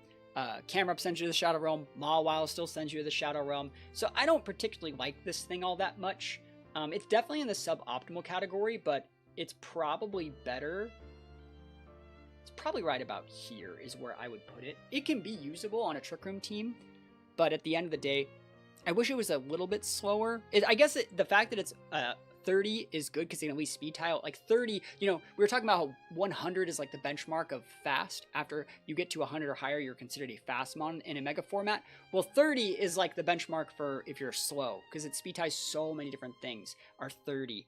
So we'll see how that kind of works out, but I think it's definitely a Pokemon that like could be viable if given like the right meta and the right situation. Because like if you get up the Trick Room and you have the weather control, like it checks here, it can do good damage here, it can do good damage here, it can do good damage here if you have the right, like I said, right weather control. It's not great against Metagross though, never. Earth Power is going to do like 40%. So let's talk about Gallade. Gallade's one of those weird Pokemon where Mega Gallade is going to be... We don't really know where Mega Gallade's going to go, because Sharpness was the ability that was added to Gallade last gen, and Sharpness is a great ability. It makes all of your like cut moves even stronger, and we're assuming that Mega Gallade's going to keep it. But one of the good things about Mega Gallade was that it used to have inner focus, and that would mean like Mega Evolving and being unable to be intimidated in after like a switch or not being able to get fake outed is actually really good. Like, I think they should, honestly, if they want Mega Gallade to even half be viable, they should give it its own ability like Justice Edge that is inner focus and sharpness. And I think that would be, like, fine. I don't think that would break this Pokemon, because if it doesn't have that, if it just has sharpness or just has inner focus, it's going to be poo-poo doo-doo. But if it has something like that, it will be viable and have a niche, right? Because it has that 110 base speed, which means it's an honest check to Kang. This Pokemon was created to beat Kangaskhan. Like, Kangaskhan was so strong in X and Y that when Omega Ruby and Alpha Sapphire came out, they made things like Mega Salamence and Mega Gallade to keep Kang in check, right? It outspeeds Kang and can threaten it, and it gained inner focus to be able to play around Kang's fake out. So it's like, it's important that it can still do that.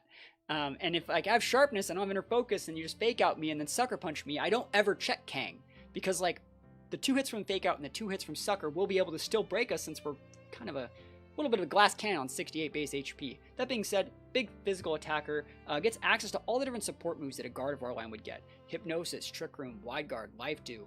This guy's been a staple on Trick Room cores for a while with like Clear Amulet, and I actually will say that if this doesn't change to what I was talking about, it's just going to be better built off as a regular Gallade that you would see paired next to like an Entity or on a Trick Room team.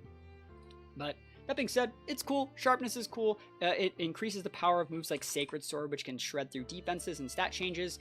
It gets access to like Psycho Cut, which is another thing that it can use that gets the boost off sharpness. Leaf Blade all get the boost there. It even gets things like Ice Punch and stuff like that to be able to check dragons, which can outspeed a lot of the dragons as well. So it's a viable Pokemon. I think there's a lot of value here. I think the fact that it gets Wide Guard is still really cool. If it were to get Hero's Edge, hypothetical inner focus and sharpness boosted ability, I would say you could put it up here, right? It would be allowed to sit at the table. Probably right there. If it doesn't get that, it's in here somewhere. Probably here is where I would put it. And I'm going to put it right there for now, because like we haven't seen anything saying it's getting any sort of other ability or anything like that. I feel like they could have released that info. So let me know if you agree or disagree. I think that they could give Gallade a pseudo buff to make it kind of a little bit more viable. Otherwise, it's going to be completely irrelevant to its base form.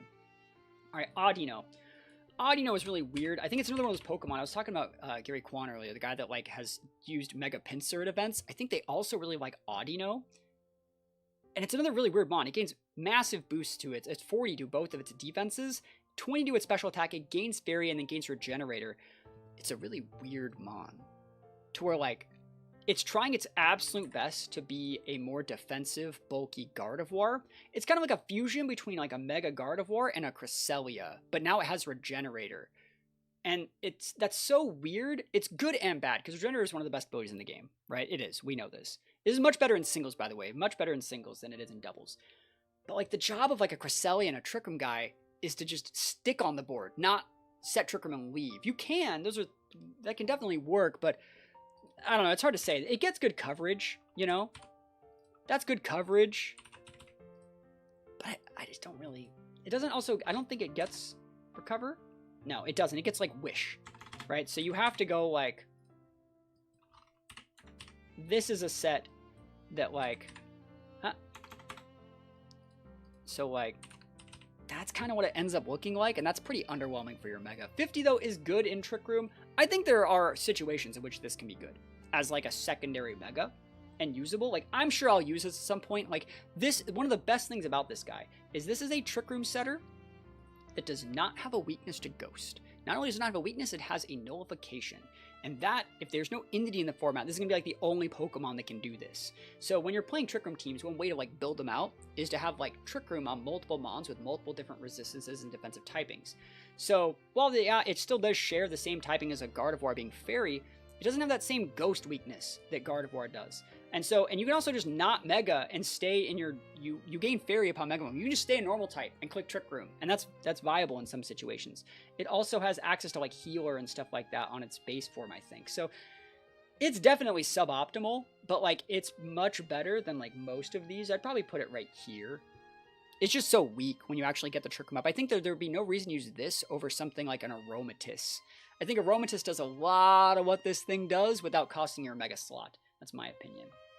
And guys, we finally did it. I don't know how long I've been recording. This is taking so long, but I got to the point where we're getting to the new Legend ZA Pokemon. So from this point forward, we do not know the abilities on most of these. Let's start with the ones that we do know, and then we'll move on to ones that we don't. We don't know the abilities on like most of these Pokemon, and whenever you're watching this, there's information that comes out since then, let me know. But I think this is all we know so far. So let's talk about the 3 starters here. Chestnut is actually really cool. Chestnut's always been a viable Pokemon. Look at the stat line here. It actually gets slower, and under that base 50 threshold, which a lot of Pokemon have, it gains 40 on its Spadef. It gains a humongous 50 to its defense. Good offense stat here too. This guy's going to be very good. It gains bulletproof.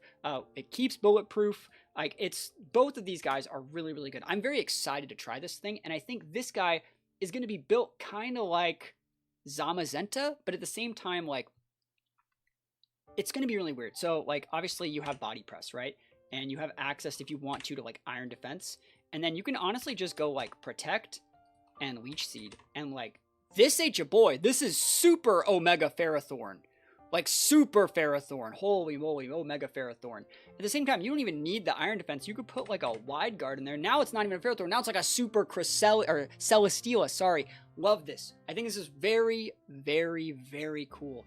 This is like definitely viable enough to like be good in my opinion, and it could be good on Trick Room and stuff like that. Like, I like it. It's good. You can also just build this guy as like a physical sweeper with like bulk up and have offensive options as well, but I think it's gonna be more better optimized like this, because this is gonna like pick apart a lot of like finely tuned like AoE teams. Like, for example, Salamence, oh, you wouldn't overtech, sorry, you go Spiky Shield. Everyone's like, he gets Spiky Shield, but that's even better, right? That's so good. I'm very, very excited to try this guy. And it's an example of like the power creep, I think. This guy gets so much more tech and tools than a lot of these other guys get. I think it's definitely going to be in the usable tier. I'd probably put it right here. I definitely like it more than Dragonite. But problem is, it's bad here. Very bad here. Bulletproof, it's actually really good against this. They can't Sludge Bomb you. It's technically like a bullet-esque move or whatever. I don't know what they call them, but like you can't get Shadow Balled or Sludge Bombed by Gengar or Focus Blast. There's so many things that Bulletproof stops that you wouldn't know unless you actually take a second to look at it. It's technically bad here in every way, and also kind of bad here because Zen Headbutt and Ice Punch do good damage. But that being said, great against Kang. Really good against Kang. And I think it's good against the fact that it's good against those two, and like potentially good here. Leech Seed, bad here, good here. Like, it has a good matchup against stuff that could do well and really does invalidate and slow down the game against a lot of other stuff. Probably the best Leech Seeder in the format, potentially. That and Venusaur. Delphox. Take a look at Delphox next. So I think a lot of people were let down by Delphox getting Levitate, but not really be like a, an expanding force user. I think this is actually going to be good. There's going to be a couple different ways to play it. Like, it gains 30 to its speed, which is very significant, being able to outspeed those base 30s. It gains a decent amount to its special attack, Spadef. Very, very solid. Like, this guy's going to be built with, like, Psychic. It's going to be built with, like, Heat Wave. It's basically going to be, like, the aggressive Psychic Sweeper that a lot of people really wanted. And I feel like if you put like Calm Mind on here and maybe even like a Protect, you can turn this into like kind of like a weird, I'm going to call it a Raging Bolt, but like this on balanced teams instead of something like a Gardevoir could be very, very attractive. Being able to go like Calm Mind, Fake Out turn 1, into turn 2, Protect, pivot another Fake Out user, Fake Out, Calm Mind, and then before you know it, this thing has like +2 or +3. You already have the speed that you need to outspeed everything, and you just fold people over. Very, very underrated mon. And Levitate takes away one of its weaknesses. Like Ground is like, it's like a super Charizard Y in some situations. You can see the power creep like on display. Like this stat line is ridiculous. 159, 134, 125. Zard wishes it could have that stat line. And a +1 Psychic could probably high roll into OHKOing a Zard. So I think it's actually super, super good. And people are just sleeping on it. I would probably put it right here. I think that's going to be a good spot for it. Something like T-Tar really doesn't check it. Or it doesn't do very well against T-Tar, but it's actually really viable. I think the biggest problem with this Pokemon is Sucker Punch. It really just slows it down like a lot. But it's going to be pretty usable into something like Metagross. Just start to think about it. Like, it's a swapping on EQ/Stomping Tantrums. Iron Head's resisted. Zen Headabut's resisted. Ice Punch is resisted. Like, they have to Rock Slide. And even if they do, you're faster and pin them with a Heat Wave. Right? That's huge. This Pokemon has magic, like massive potential. Not even like talking about the fact that it's a starter, so it can use things like Pledge to even increase like its potential. Very, very underrated. Also gets all the same tech that Delphox has. Encore, Trick Room, Skill Swap, Copycat. This Pokemon is going to be very, very usable in my opinion. And now moving on to the last of these starters is going to be Greninja. Now, I think Greninja is not very good. It gains decent boost to its attack, decent boost to its special attack, slight boost to its defenses, gains 20 boost to its speed, getting pretty fast, but still not actually outspeeding things like Alakazam and Aerodactyl and stuff like that. It's usable, but it keeps Protein, which, like, I don't really like Protein. We don't know if the Battle Bond Greninja is going to be in the game, but if Battle Bond Greninja would be better than this one. I don't think that you ever really need to go Mega Greninja. I think that, like, Life Orb regular Greninja or Sash, like, regular Greninja are just better. Greninja gets cool tech moves like Water Shuriken, Upper Hand. In previous formats, it's gotten role play. It's usable, but not great at all. It's very, very underwhelming. It's probably like, it's better than Blaziken. It's better than Aerodactyl. I don't think it's better than Blastoise though. I don't. But you know what? Nah, like it feels so weird. Like I have Blastoise behind Absol, and I do believe that, but I do think Greninja is better than Absol. Let's just put it here. Greninja has, like, I don't want to knock having a 142 base speed with, like, good coverage and unique special moves like Water Shuriken. Let's just put it there and be wishful thinking that it could do better. I think that that's fair. But I do think that you're just better off with Sash or Life Orb Greninja. I think the fact that, like, regular Greninja is very usable means this is doing all the heavy lifting. And then Feraligatr. So this one's a really cool one. So Feraligatr gains Dragon Eyes, which is basically the same thing as Pixelate, Aerialate. It's going to basically change all your normal moves into Dragon moves and give them a 1.2 boost. You get a massive boost to your attack stat, good boost to your defense, and a slight boost to your speed def. And you can just go for like big double edge, like just rip things. This is going to be a one shot. This is basically the Dracovish of this format. Single target delete damage button with this. Like you have this, like the biggest problem with Feraligatr in ZA was that it didn't get any good dragon moves, right? It just didn't. It just didn't, right? So now you have good dragon moves. They're normal moves, and they have their own steroid. So that's good. It gets access to, like, Ice Punch. It gets access to things like Liquidation still. Also, the base form of Feraligatr gets, like, Torrent. You don't really use the Sheer Force anymore, probably, but, like, it's usable. I think this guy can be built similar to, like, Blastoise, to where you can build it on Trick Room or Tailwind. You will see this thing pop up, because Salamences don't really carry... they don't really carry dragon coverage anymore. They might have to for Feraligatr. You're good. You can soak damage from a Kang and potentially one-shot back. You can soak damage from a Gengar. You have enough bulk, actually, to soak a decent amount of damage. So I think it's okay. I definitely would put it in the decent category. I'm going to put it at the top of the decent category. I think it's going to need a little bit too much babysitting to be in the usable category, which is like a B tier. Like something like I feel like this is what you're going to see in like 60 to 80% of your games. This is what you're going to see in all the other ones. These ones can be usable, but more so as like a second mega option on a team that already uses these. And you see how Feraligatr, it could fit up there, but like it needs to have a little bit more like bite. It needs to have a little bit more like teammate support to actually make that work. So I think it's okay, but probably not amazing. So Meganium here. Let's talk about Meganium. It also got a very good ability. So you guys know, my favorite fully evolved starter is Sceptile, but my favorite like base form starter is Chikorita. So like I've always been on the Chikorita gang. You guys that know me know I have been for a while. So I'm allowed to use this Pokemon without actually having people judge me for it. It gets a lot of cool stuff. Good boost to its defense, good boost to its SPDF, massive boost to its special attack stat, right? And it gains the Mega Soul ability. So Mega Soul, I believe, functions as there's always a sunny day active for you, which means you can rapid fire off solar beams even if there's no sun. Your syntheses restore more. Weather Ball will always be a fire move. This is exactly what this Pokemon needed to be viable. It can build on Trick Room or Tailwind. And for everyone saying like, Meganium's finally eating. Meganium's going to be so good. I'm going to be Meganium main. This thing has weaknesses to flying, steel, poison, ice. This thing has more weaknesses than we know how to count. So while it's cool, and while I'll definitely use it, because like Protect Synthesis dual coverage is great, even gets access to things like Dazzling Gleam and stuff, it's definitely usable, right? I do not think it actually measures well up against all these at all. This can one-shot you with Iron Head. This can one-shot you with Heat Wave. This can one-shot you with Sludge Bomb. This can still one-shot you with Double Edge after Fake Out. And this one-shot you with all its moves. You see how, like, if 80% of your games are against this, it doesn't matter if, like, you're buffed to 1,000,000 degrees. You just can't play the game. That being said, it can still fall into the usable category. It's probably right about here. I'm going to put it next to Venusaur. I'll put it above Scizor. Next to Sceptile, where I like my grass types, right? You can see I value grass types, I think, more than other people do. I think I'm the outlier in that situation. Great ability, great bulk now, but I just don't think it has it. I think that the fact that it just has a bad matchup against the things that are already going to be established to be well is going to give it a hard time. Moving on to Emboar here. I think Emboar is kind of cool too. So Emboar, you can see the base stats here. It gets a decent boost to its attack, slight boost to its defense, massive boost to its SPDF, and then a little bit faster. And then it gets Mold Breaker. And I really like this because, like, so for everyone saying Emboar is garbage, like, oh, Mold Breaker is such a terrible ability. I don't know what they wanted, but like, let's compare it to another Pokemon that has Mold Breaker.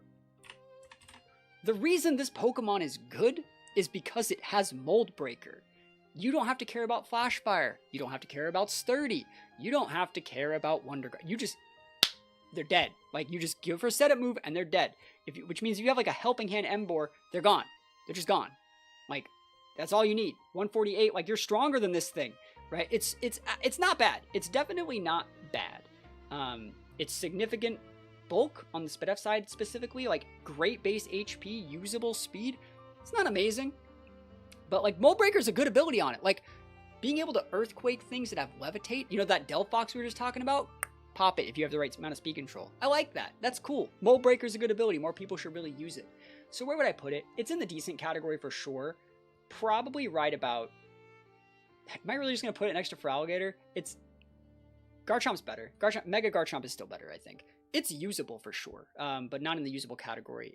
It's decent. It's okay. I think it's fine. It's right in the middle of the pack, I think, for most things. So solid Mon. I think if they would have given an ability like being able to get like a slight steroid, I'd almost rather prefer Mold Breaker because that gives it a niche as opposed to just being like another Sheer Force-esque Mon. Like, we don't need more of those. It doesn't have the right speed to actually capitalize on that, and you'd honestly rather be using something like a Darmanitan over it anyways that wouldn't cost your Mega Slot. But now, because we have Mold Breaker, we can kind of slot that in. It's very similar to like Mega Ampharos. Like, I'm happy that my sweepers that I'm actually utilizing in like a Trick Room or Tailwind mode can actually hit the thing that they want without being slowed down or mitigated through the use of abilities.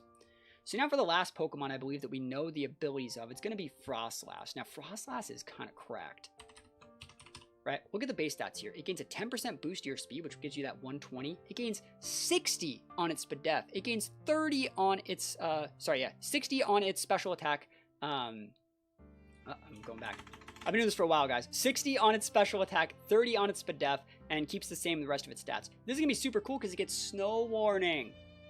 This is now the best de facto hail setter in the game. So these blizzards are base 140 power and auto hit.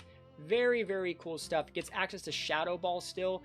Gets access to like Thunderbolt. I've always kind of compared Frostlass to like a Gengar, and now it's like even better. I think this is really, really good.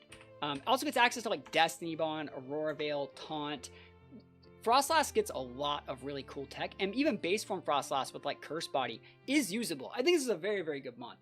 This mon has had the biggest glow up out of every single thing we've revealed so far, and then getting that 120 base speed, being able to speed tie Mega Salamence, outspeed Kang, outspeed Zard, outspeed Metagross with a Patina and Shadow Ball. That's good. You still get outsped by Gengar though.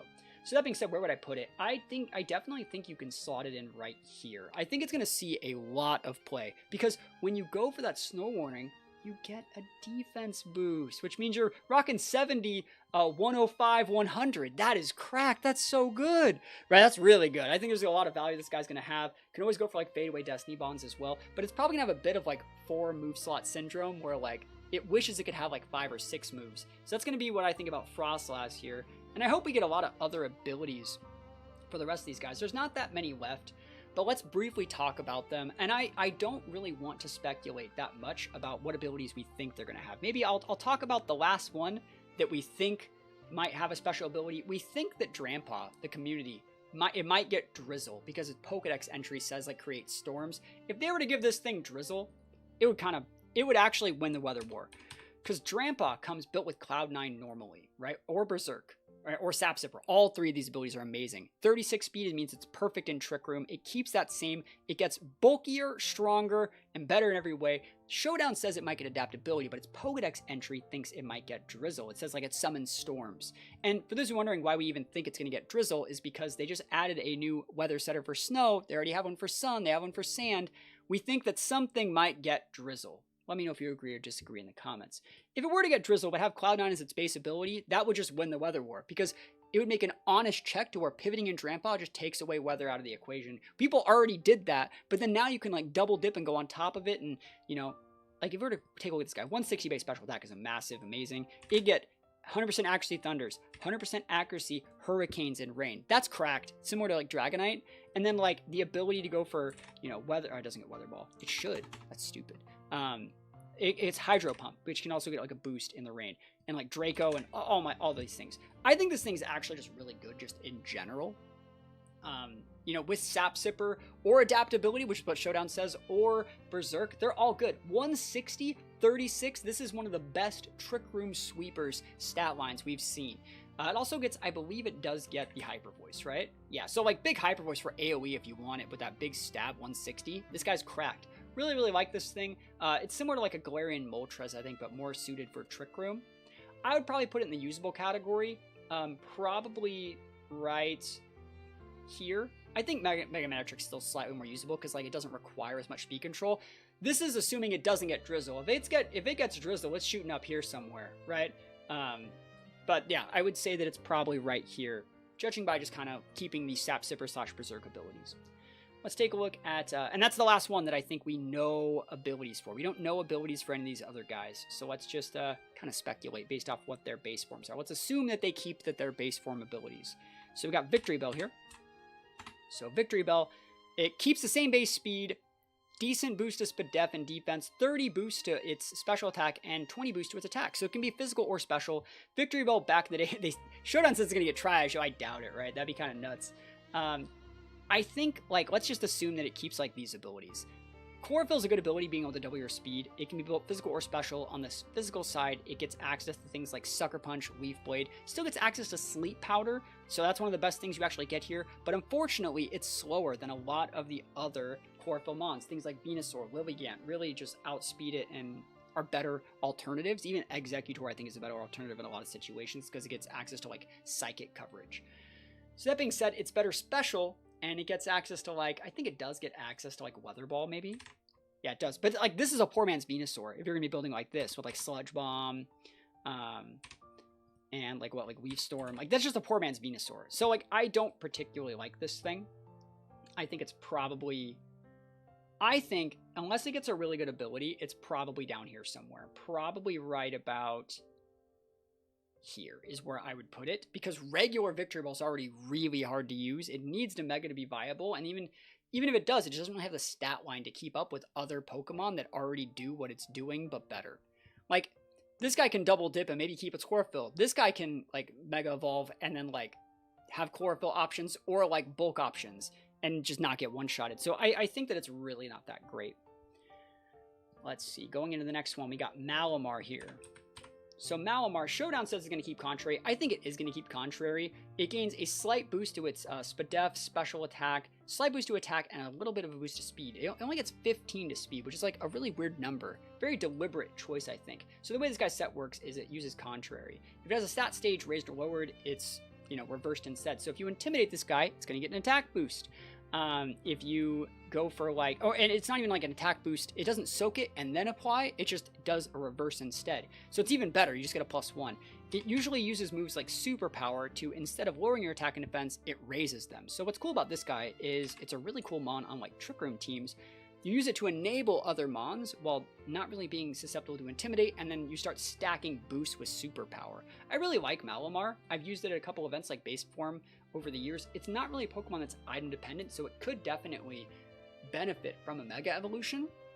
But that being said, I think it's probably going to be a little bit too gimmicky. I'd put it in the suboptimal category for now, unless something changes. If it just keeps Contrary, it's just going to be suboptimal.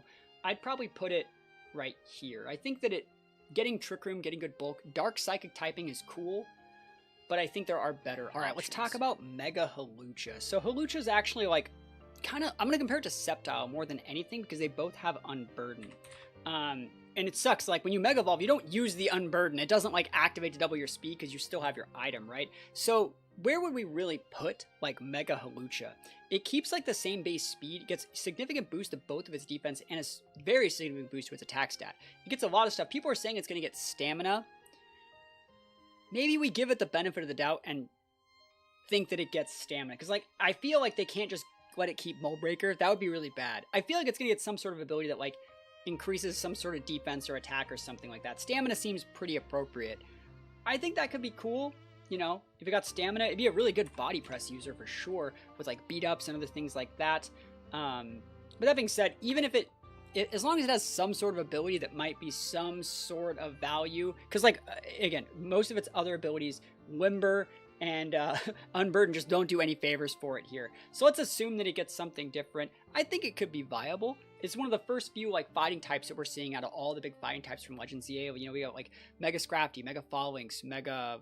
I keep on blanking on the thing's name. The little Barbarnacle. There we go. There's so many fighting megas in Legends EA. It's ridiculous. 118 is a great speed stat. 137 is definitely usable. Maybe they just give it inner focus and say like, hey man, you're not getting intimidated, and that's fine with me. I think that's definitely still a good buff. Where would we put it? I don't know if it's usable. It's faster than most of these, but not necessarily. Like fighting's just not a good type into a lot of them. So it's probably just in the decent category. I would probably put it like, I'd put it right here. I think for Alligator's better, but I think it's definitely like fine. It's probably better than these guys. It's definitely better than Emboar, I would say. Clefable is going to be a weird one though, because like Clefable gets a lot of cool stuff. They're saying it gets Prankster. Let's just assume that it keeps like Unaware. Some people are also talking about it getting Serene Grace. I could see that. This would basically turn it into a Togekiss with like Follow Me and Air Slash, 60% chance paras. It gains a 10% boost to, or 10 boost to its speed, 20 boost to its Spadef, 40 to its special attack, decent boost to its defense as well. I think it's a cool mon. Like honestly, in previous formats, this thing got access to Follow Me, and that's still going to be what it's used for. But now it's going to have like, you know, it gets access to like Dazzling Gleams, Moonblast, stuff like that. Air Slash is now a stab move that it has on its flying typing right here. I think it's going to be a standard looking Pokemon. It's a Togekiss. Like, I don't know if Togekiss is confirmed, but if Togekiss isn't confirmed, Follow Me users are cracked. This is a flying type Follow Me user, which means it's perfect to pair with Earthquake users. So like Clefable Garchomp, whether you like it or not, is going to be super meta. And this is just a Mega that can go on top of it, gain a little bit more bulk, a little bit more special attack. I think it's definitely in the usable category for sure. I'd probably put it up probably right here. I think that might even just go up right there. I think that's fair. Follow Me is great. Regular Clefable with Unaware is great at like slowing down a lot of stuff, and I feel that there's not that many good Follow Me users right now. From what we've seen in the game, there's not that many. There's a decent amount of Rage Powder users, but we haven't seen that many Follow Me users. We haven't confirmed if Indity's in the game or not. And so redirection is really, really important, believe it or not. And so having a Mega that can like flip on damage at the same time and just like do a massive amount of AoE if they need to, Like, imagine if like Xerneas got follow me. It's like, you know, I could just KO you if I felt like it, because like we have a 135 base special attack, or you can just be like really, really bulky. So it's like a great dragon wall for things that are dragon that can also just like check stuff. Also gets things like flamethrower for Metagross if you have the right speed control. Starmie's gonna be weird. I think we kind of know Starmie's ability. Yeah, we do actually. Sorry, we know Starmie's ability. We know that it's gonna be pure power. We've actually heard that from Legends ZA. So it's like Metacham and Mawile, where it gets like really, really aggressive on the physical attack side. I'm pretty sure that's what we've been able to figure out. I think that's what it is. Because otherwise, like, this stat line is just garbage. It gets decent boost to both its defenses and a slight boost to speed, but like, I don't know. Let me know if you agree. Is it gonna be pure power? I'm gonna rank it like it is. The problem is Starmie's physical move pool sucks. It gets like liquidation and like Zen headbutt, and then like you don't get like earthquakes or close combats or anything weird. So even if you have like a cracked attack stat, what are you gonna do, like Aqua Jet? I'm surprised you get it, right? It's just not that great. I think Starmie is not gonna be good. That being said, in singles, this Pokemon will probably be very good with like waterfalls. I think it might also get access to like bulk up. Yeah, so like you're probably gonna see sets like this. That's bad. That's just not good, right? Maybe we don't even see like Zen Headbutt on it. Like, what else do you get that's physical? So sort of by physical. Flip turn. Triple Axle's cool. That's probably what people would use to check dragons. That's probably it. And then like a water type just checks this. I don't think it's worth a mega slot. It does outspeed a lot of stuff up here. You know, it can outspeed there, can pin there, can pin there. It might work. I think it's probably in the suboptimal because like an Intimidate stops it. Redirection just completely guts it. I'd probably put it right here is where I would put Starmie. And this is wishful thinking. Like, this is me respecting like a base 120-esque Speedmon that could potentially have pure power. But yeah, we'll see what happens. Mega Skarmory. Oh man, I'm excited for this one. So Skarm, they're saying it gets Tough Claws. That looks like that's probably going to be right. It has humongous claws. It has very big talons. So it gets 40 boost to its speed, 30 on each respective defense, and 60 on attack. Love this thing. This thing is going to be the numero uno predator of Metagross. This Pokemon, I think, was just created to beat Metagross. And by the way, regular Skarmory gets great moves for VGC. It gets access to things like Tailwind. It gets access to things like Feint. It also comes pre-built with Sturdy on its base form. So you can actually, like, if you go into a matchup, like if you're using this as like a secondary Mega to like just pseudo check a couple things like Metagross, you can just use it as like a Sturdy Mon that has Tailwind if you want, and support moves for like Feint. But basically, this guy gets Tailwind. It's going to get Iron Head that gets a Tough Claws boost. It probably still will get, it's going to keep Body Press, which gets a Tough Claws boost. And then it gets access to like Drill Run, which you can just use to shove in the Metagross. So I like it. I think it's great. I'm excited to potentially use this guy a lot. I'm actually going to put it up here, right here. I'm going to put it right here for now. The problem with this thing is while it gains a lot more, like, it gets bulky, right? It's decent bulk. It still has a 65 base HP, which means it's not really even that bulky. I think in singles, this thing's going to feed generational value families with like Swords Dance and sweeping potential. But I think in VGC, it's the weird in-between of like a Metagross and like a Mega Beedrill, you know? So it's just kind of how my thoughts of it are. I think it's okay. I'm excited. I'm probably putting it too high if I'm being honest, but I respect it. I think it's good into Kang. I think it's good into Sally. I think it's good into Gengar in a lot of situations. Yes, they can Thunderbolt, but you can play around that and redirect it. It outspeeds things like Zard. Do you get like Rock Slide? Yeah, you do. Yeah, so like I value it. I think there's value there. So yeah, let's put it right there. Let's talk about Mega Extra. A lot of people are thinking this guy's going to be one of the big bads. Because like, if it keeps Sandrush, this is now T-Tar's best friend in the world, right? Holy moly, look at that. 30 there, 40, you keep the same terrible Spadef, but you also get over base 100, which when Sandrush, you're faster than things even in a Tailwind. That's amazing. So like, basically what's going to happen is like, you lead with Excadrill and T-Tar, and they lead with Zard. And even if you lose the Weather War, your Excadrill still outspeeds the Zard and just Rock Slides it or Stone Edges it. Absolutely amazing. People are saying this guy's going to be very, very good. I think also as well, base form Excadrill with like Sash or Life Orb are still just very, very viable. So we're going to see a lot of Excadrill, I think. Excadrill brings a lot of value to the table. It's probably one of the best Earthquake users so far. There are some people that are immediately slotting it up here. I don't necessarily think that's the case. I think Mega Salamence is still going to give it like a lot of problems. So that being said, the best it can do is be up here. And I also think that's wishful thinking, because there's so many fighting type mons that are getting added in ZA that are megas, and there's so many Intimidate users just give it a lot of problems. I think it's in here. I think right here, I think it's good next to T-Tar, but I think it's the top. I think that it's the tippy top of the usable category. It's not as splashable as I think people are saying it could be, but it might be good. Steel Ground is good typing. Like if you're looking for like if you want to build it kind of like a bulky bruiser, like an Ursaluna, there's definitely value for it there.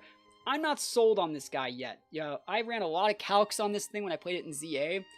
This thing is way more frail than it actually looks. Even though it's getting like this massive boost to its like defense stat, it is just a wet paper towel on Spadef. And even like, if you can wall it, which you totally can, because it can only really use ground, steel, and to some extent like rock and bug moves. If you can wall it, even support Pokemon can outvalue it. So that's my thoughts on Excadrill. Let me know if you agree or disagree, but I'm going to be a little bit reserved in my opinions of it. And I still think regular Excadrill, I'd rather just use a regular Excadrill and Mega Evolve something like the T-Tar or something else on that team, in my opinion. So we got Scolipede here. I think this Pokemon's actually really cool. So Scolipede, very similar to Sharpedo, comes built in with Speed Boost, right? So you start off with Speed Boost and you start out fast, right? So you can get that +1 speed, go for a couple turns of Speed Boost, and then when you Mega Evolve, you gain all this bulk. And we don't know what the ability is going to be. I doubt it's going to be Speed Boost because it gains all this bulk here. Tinted Lens seems fair, but I like the stat line on this thing, man. You gain so much bulk and offense. I like this. I'm definitely going to plan on using it. I wonder, though, like, you know what I thought would be a cool ability on this guy? The ability that Delmise has. Delmise. This thing, Steel Worker. This Pokemon's offensive stat is multiplied by 1.5 when using a Steel type attack, right? It basically gives you stab on Steel moves. Cause look at it, it has a Steel like frame on it. I just was thinking that could be a cool ability on this thing. Not that it even needs Steel moves. Cause like honestly, when you're hitting fairies, the thing you hit with your stab poison moves, you don't even need it. But like I could see it. That being said, I really like this guy. I liked it a lot in ZA, and it gets Gunk Shot, gets Earthquake, can set up with Swords Dance. As far as like bulky bruisers go, I think it's good. That being said, it has weaknesses to Zard, weaknesses to Metagross, weaknesses to Gengar. Kang still shoves it in. Sally. As much as I like it, it's probably going to be about down here. Probably right about here. As much as I like it, it's going to be down there, I think, for now. Just because, like, even though it has Speed Boost, I think it's going to take too much setup, and it's not really doing anything to help its teammates. It's not providing, like, a Tailwind or a Redirection or status moves or, like, an ability that does impact the board. It's not putting up, like, an Intimidate. So I think I'm going to put it a little bit lower for now, but very cool to see. Now, Scrafty here. So I think Scrafty was, like, 100% made to, like, just check Incin. Right? You come in, you trade Intimidates with it, and now you just be like, bro, I'm big, right? Scrafty used to be what people used instead of Incin back in like Gen 5 before Incineroar was even in the game. It was the de facto like fake out Intimidate user, that and Hitmontop in my opinion. So it keeps a little bit, it keeps similar speeds, gets 10, 20 boost on the Spadef, 20 boost on the defense, and then 40 in attack. I really like Scrafty. I think Shedskin's a really cool set with it. If it does end up keeping Shedskin, you're going to see more like Rest Scrafties, I think, just for healing. But Intimidate on your base form is good. Moxie or Shedskin as your secondary abilities are good. I wonder what they're going to do with it. I wonder if they're going to give it like a Filter, or even maybe like the ability that like Fur Coat, not Fur Coat, but like one of those abilities to where like something to kind of utilize the fact that it's like wearing a coat. Like Fur Coat, I could kind of see it as a joke. That being said, great fake out user, right? What's cool about this guy? Oh, we're still on Scolipede, sorry. Scrafty here. So Mega Scrafty, like, it gets access to, like, Fake Out, which is really good. It gets access to Drain Punch in a lot of situations, which is really good. It gets access to, like, Knock Off in a lot of games. Unlike things like Hitmontop, though, it doesn't get access to, like, Wide Guard or other good tech moves. It just has, like, it's basically, like, the de facto standard, like, hey, man, I have Fake Out and 3 coverage moves. You know, normally a Vest would go good on this thing, but Scrafty could be viable on Trick Room or outside of Trick Room. Probably more so on Trick Room teams. I think it's probably going to be in the decent category, but probably the last mon.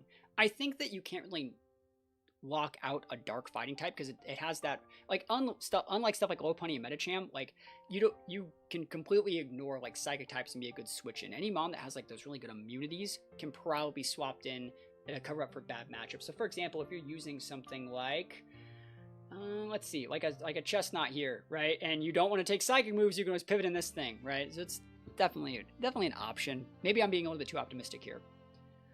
Electros is gonna be kind of weird. Its best days are definitely far behind it. I do think it's going to keep Levitate, and this stat line is cool. It gains slight boost to all of its stats. The issue with this guy, let's pull it up. Where is Electros? There it is. I don't think it's getting Hadron Engine. I don't know why I was comparing it to itself. I don't think it's getting Hadron Engine. That seems ridiculous. It's not going to get Miraidon's ability. It's not going to set electric terrain and have a boost from it. That's ridiculous. Yeah, I think this Pokemon is usable. Electros used to be the type of Pokemon that you splash on a team with like an AV, like back in the day, like well before Incineroar. This Pokemon's top cut like a bunch of stuff. It used to just be kind of like the glue that held teams together. You'd swap it in, soak some damage. It gets access to like a bunch of different like weird moves.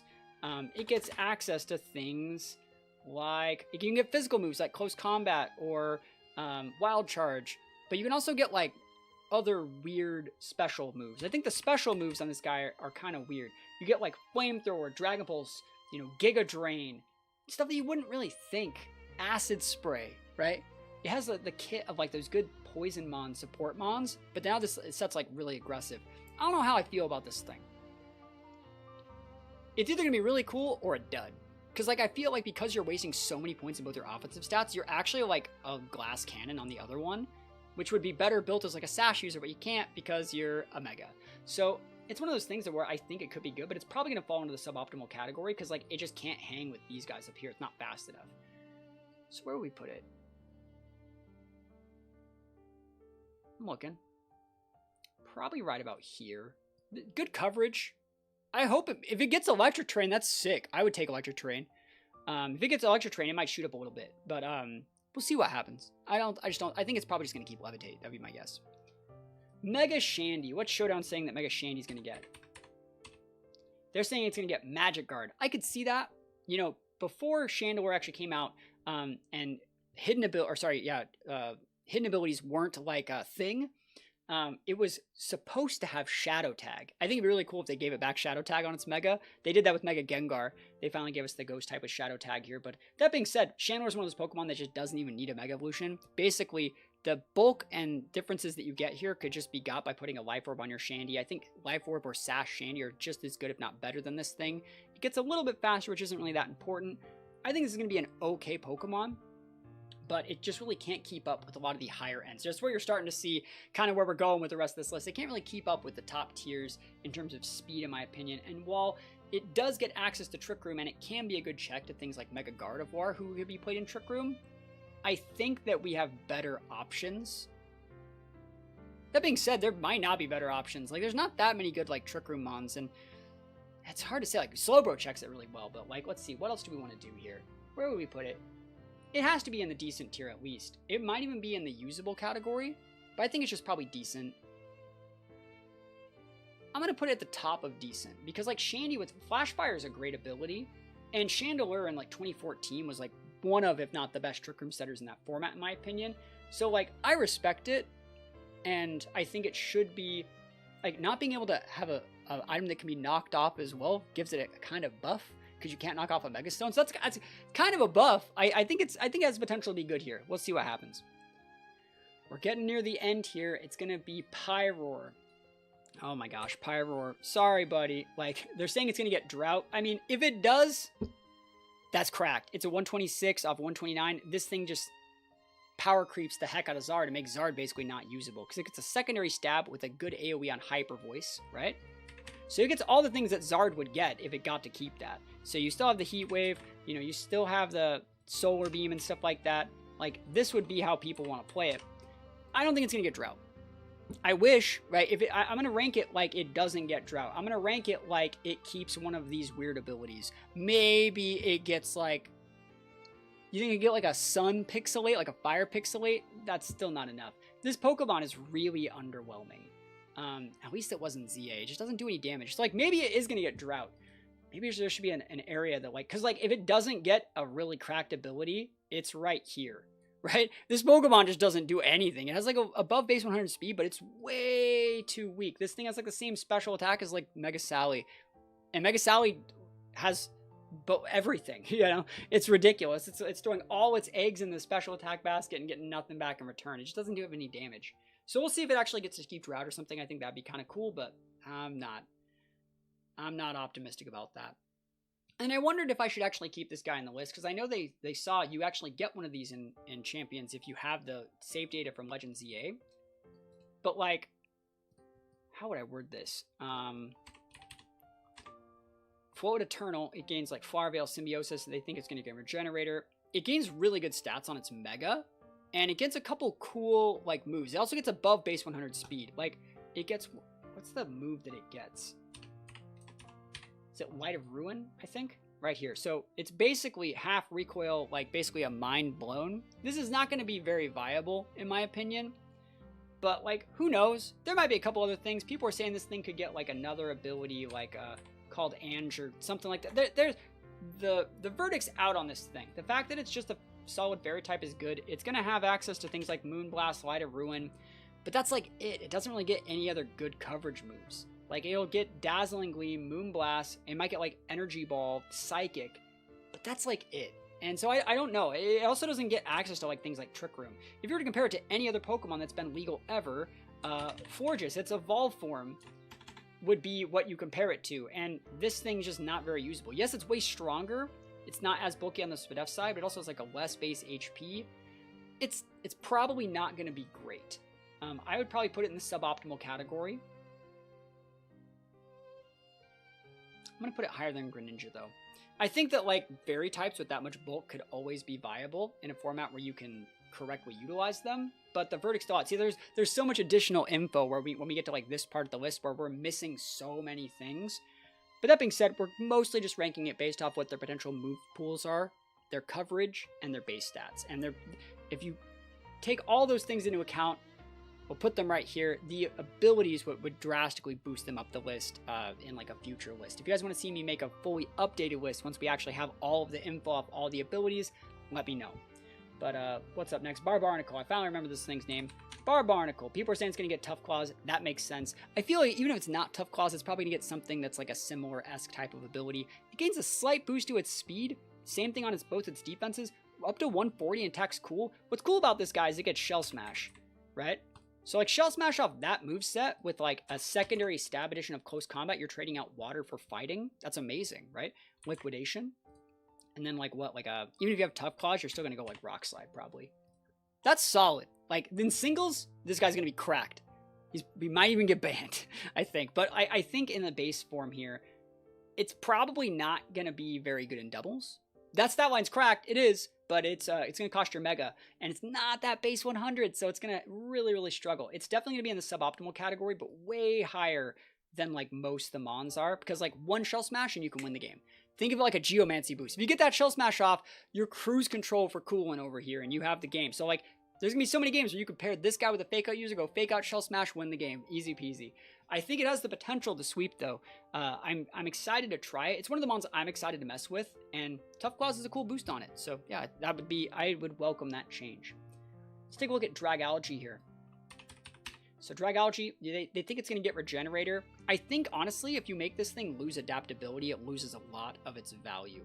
Because it was like a nuke in Trick Room.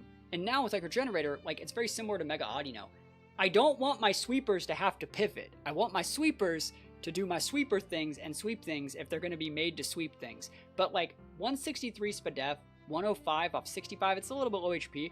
This could work as a good Regenerator. The cool thing about it is it can go for, like, a Draco and then pivot out and come back in and let me begin and Regenerator and all that stuff like that. Pretty standard. Sludge Bomb is still good on it. And then you could technically keep it as its base form Dragology and just have the adaptability boost if you want to do good damage without wasting your Mega and stuff like that. Bunch of cool coverage moves, though, like it's Hydro, gets Thunderbolt. Like, this guy gets a bunch of good coverage. On Trick Room teams, this will be a viable choice. So, where would I put it? Probably in the decent category. I'm going to put it in last in decent. Dragon Poison is unique typing. It has a weakness to ground, which you gotta watch out for. There will be a lot of Earthquake users, but you're gonna need speed control. If you can get it off, though, this Pokemon's gonna be really oppressive. Phalanx. So I wonder what they're saying Phalanx gets. I hope it just keeps Defiant, honestly. Dauntless Shield, no way. No way. I mean, it gets a shield, but like, Defiant is a better ability than that. But anyways, if starting off Defiant and then gaining another ability could change it. It gets to that base 100 we were talking about. Slight boost to the Spadef, decent boost to defense, decent boost to attack. The cool thing about Phalanx, right, is the move No Retreat, which basically raises all your stats by 1, but then makes it so you can't swap. The problem with this Pokemon is it's always had really, really bad coverage. Yes, it's going to get things like First Impression from ZA. I don't know if it's going to keep that. But, you know, it gets access to Close Combat, which takes your stats. I don't think it even gets, like, Drain Punch. Yeah, it doesn't get Drain Punch, which means you have to lower your stats that you get from your No Retreat boost. It gets access to, like, Zen Headbutt.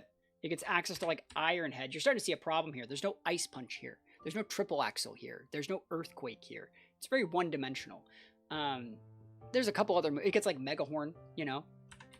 But that's not enough. I think this Pokemon's cool. I've taken it for Draft League. I actually used a video with it on my main channel like 2 weeks ago. I think it's a cool Pokemon, but I think it's just like, okay. Defiant's cool, but I don't think it's enough to really carry this thing. Base form Phalanx is doing a lot of the heavy lifting, and even then it's probably going to be down here. Probably right about here, I would say.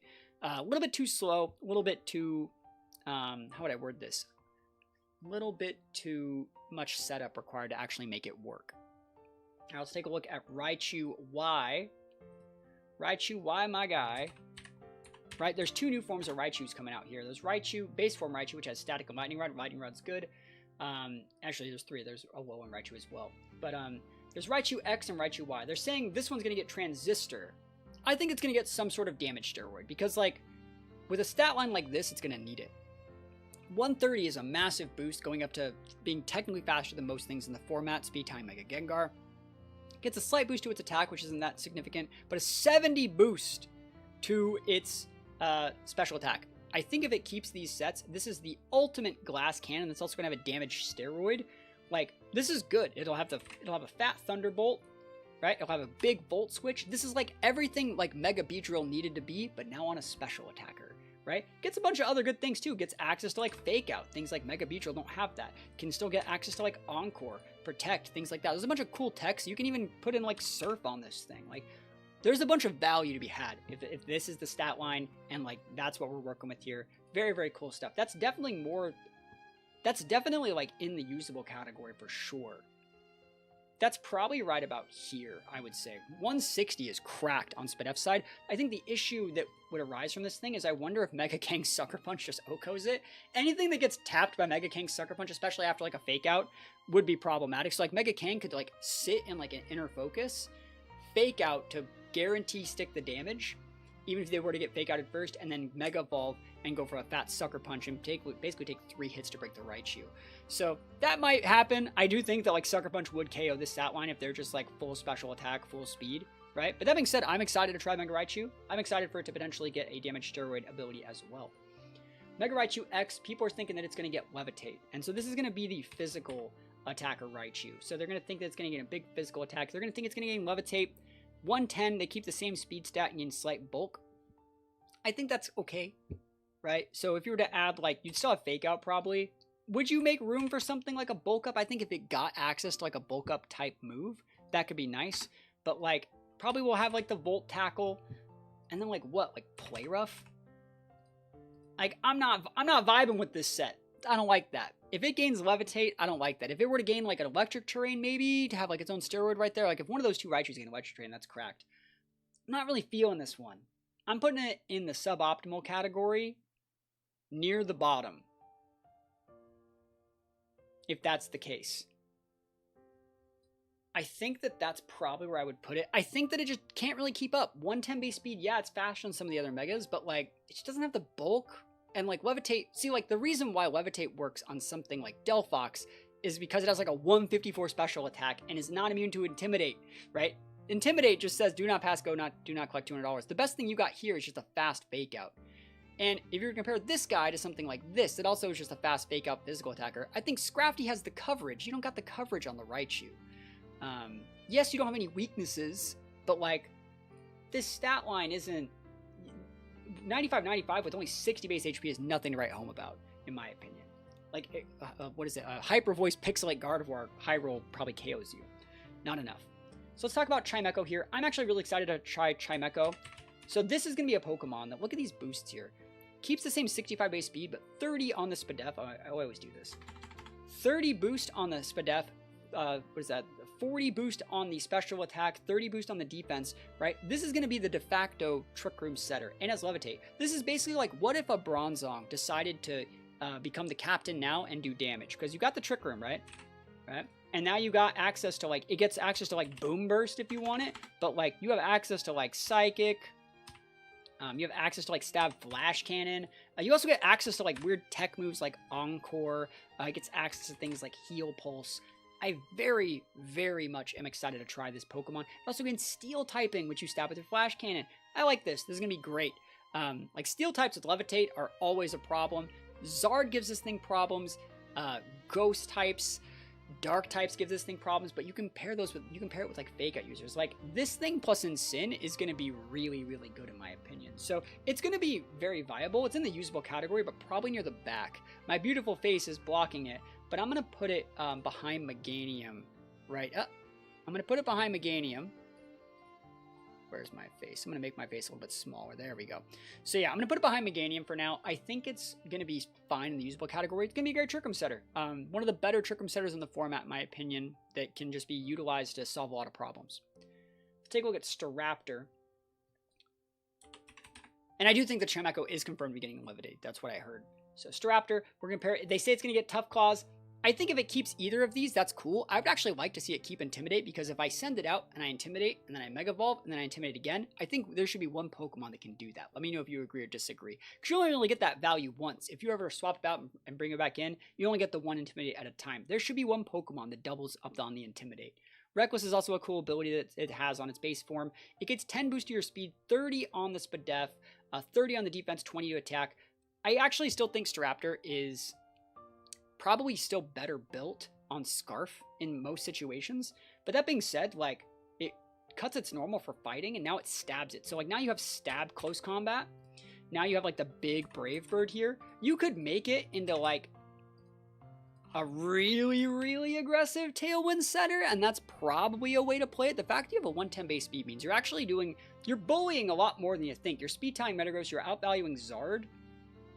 But the problem, like, the reason why Zard's still up here, right, is Zard enables other things to, like, dump truck you first. It enables Venusaurus with Sleep Powders. Remember, none of these guys can have safety goggles or Lumberries. They have to all be Megas. So, like, it probably doesn't look like Zard should still be up here, but it definitely is. Staraptor can be very good, though. I think it's definitely in the usable category, but probably near the bottom. I think I'd put it right here. I think it's like a better version of Lucario with like a more fleshed out kit. It also has a higher base HP Final Gambit, if I recall correctly. Like a base 85 Final Gambit is still really good because it does get access to that move. So like your opponent has to think like, oh man, is he Final Gambiting me or is he setting a Tailwind? And if you pair it with a Fake Out user, they don't really know which way you're going to go. So I think that's very valuable. I think it's definitely usable. We'll see how it kind of fleshes out. Also gets access to things like Blaze Kick and other stuff. And if it does get Tough Claws, that's cool. That's a steroid boost on all of these moves. So I think that's good. I think Staraptor is definitely in the usable category for sure. Golurk, huh? Showdown thinks that they're going to get adaptability. I don't think they give a base 159 Mon adaptability. Because, like, let's compare it to, like, Lucario. Lucario gets adaptability. But, like, it has 145. You can't just be given Golurk. Like, you can't be given adaptability, Golurk, 159 attack, like Earthquake. That's too deep. You can't do that, right? It has no guard, Iron Fist, and Klutz. I wonder what they're going to do. I don't know. I don't really think Golurk's that great. I feel like Golurk's a bit of a meme mon in a lot of situations where, you know, it gets Dynamic Punch. It's one of the mons that you actually end up using on a lot of those teams with, like, skill swap Fisher things, because it does have the Fisher, right? So it's a weird mon. Like, all the no-guard mons are just kind of weird, you know? I think the only one that's ever really been viable is Machamp, because, like, Machamp just has a really good stat line and good coverage moves. But Golurk doesn't have it, right? I don't think this is going to be very good. 55 could technically work in Trick Room. It technically has enough bulk, but, like, and HP, but I don't have the faith in this thing. The only value this guy really has is, like, a big Earthquake and immunity to Fake Out. but he's still intimidatable. So yeah, I don't know where this guy's gonna go, but I think it's in the suboptimal category because it looks like it takes a lot of your resources to make him work. So probably about right. I'm gonna put him in the last in suboptimal because I don't think he's garbage. There has to be something. This guy has to get an ability that changes something, and if they give it adaptability, it'll shoot up to like this tier easy. But it'll be the biggest earthquake in the format. I just don't think that like they're gonna do that. So it's my thoughts. Meowstick. So Meowstick is very similar to like Sableye, where like with Prankster on its base form or competitive, it can be really, really good. They're saying it's going to get Psychic Surge. I think that's too deep. If they give it Psychic Surge and have a 124 base speed, 143, this thing's going to like break the game, right? The best Psychic Terrain users we've ever had are things like Indeedee both male and female, and Tapu Lele. And like this thing has a better stat spread than Tapu Lele, right? Am I wrong? Tapu Lele, yeah, like you can't just be Tapu Lele on crack with the 124 base speed. That's not a thing. It can't get this. If it gets Psychic Terrain, bro's sitting like up here, you know, like, but it can't. I just can't see it. Immunity to like fake out, the ability to imprison, and then the whole like Prankster kit, and he has fake out if he wants it. Like there's so much they can do, and like the fact that you can be competitive as your ability, your base form on like a female Meowstick set, which has different moves and stuff like that. I believe like one of them, I think the female one gets access to Earth Power. Yeah, right there. You can't just have base form competitive and then Psychic Surge on Mega. Like, no, that's too deep. Incineroars would be in shambles, bro. That's too deep, right? So I think that it's probably gonna not get Psychic Surge. Again, if it gets Psychic Surge, we'll put it up in the A tier, maybe even move it into S. But let's assume that it doesn't get a damage steroid like that, and maybe it keeps Prankster. If it keeps Prankster, it's going to be down here somewhere. Probably right about here is where I would put it. Again, everyone that's going to be watching this video a week, 2 weeks, 3 weeks after Champions comes out is going to be like, that's a +1. You didn't rank the Meowstick right because it actually does have Psychic Surge. But like, I don't want to live in that world, man. That's too deep. Having competitive and then Psychic Surge? Like, no. I don't want it. I don't want it. Don't do that to me. All right, Baxcalibur. People were saying Baxcalibur is going to get, so they have Thermal Exchange here. I think it's probably going to keep Thermal Exchange. People were talking initially about it getting Zacian's ability, Intrepid Sword, because there's a huge sword going through its body. That'd be kind of nuts. It gains 30 attack, decent boost to the defenses, right? Decent boost to special attack, keeps the same speed. I think this is a good Pokemon, similar to like Gyarados and Scizor. It's going to get a slight bulk boost and a slight damage boost by Mega Evolving, but it doesn't really need its item. Like Baxcalibur just is theoretically, like, or historically, a Pokemon that just doesn't really benefit that much from an item anyways. It's not like it's item reliant. Like every Pokemon benefits from an item, but Pokemon like these pseudo-legendaries, Metagross's, Garchomp, stuff like that, they only get better with items. They're not reliant on them to work like a lot of Pokemon are with Focus Sashes. So that being said, I think it's going to be usable, very usable. Like it's a pseudo-restricted pseudo legendary Pokemon. That stat line's busted. Gets access to Earthquake. Gets access to, you know, Dragon Dance. This is gonna be taking the place of, I think, a lot of the Dragon Dance setup-y dragons, because we're kind of phasing those out. If you haven't noticed, Dragonite's going Mega and becoming a special attacker. Salamence doesn't really do that. It becomes an AoE special attacker mix sweeper. Garchomp, Mega Garchomp Z is becoming a special attacker. This is gonna be like the last honest physical like one. And so I think it's definitely gonna be in the usable category. Ice Dragon is very good too. Probably about here is where I would put it. The problem is, like, bad matchup in Metagross, not great against Zard, probably decent against Gengar and Kang in some situations, and usable against Sally because you have Ice Shard, right? So that's probably where I would put it, but, you know, we'll see where things tend to stack up. You could definitely EV Train your Salamence to eat an Ice Shard after and Intimidate into the guy like this, so we'll see how it stacks up. And we got the Crab Lad over here, Crabominable. So, Crabominable. So it's going to get slower, which is great for Trick Room. Great boost to Spadef defense. Huge boost to attack as well. Not huge, but good. They're saying it's going to get Ice Scales. As long as it's like not, like the fact that you have Hyper Cutter on your base form and then you can Mega Evolve and do whatever, you're basically just Mega Evolve and you get all this bulk. It'd be cool if it got a damage story, but like this guy's going to be good in Trick Room, I think. This is a good Trick Room spread for a lot of stuff. It should still get a lot of the cool moves like Earthquake. It'll have like an Icicle Crash or Ice Hammer or something like that. That's probably pretty good at lowering your speed better for Trick Room. Probably access like close combat and stuff like that. Good fighting stab. This is a solid mon.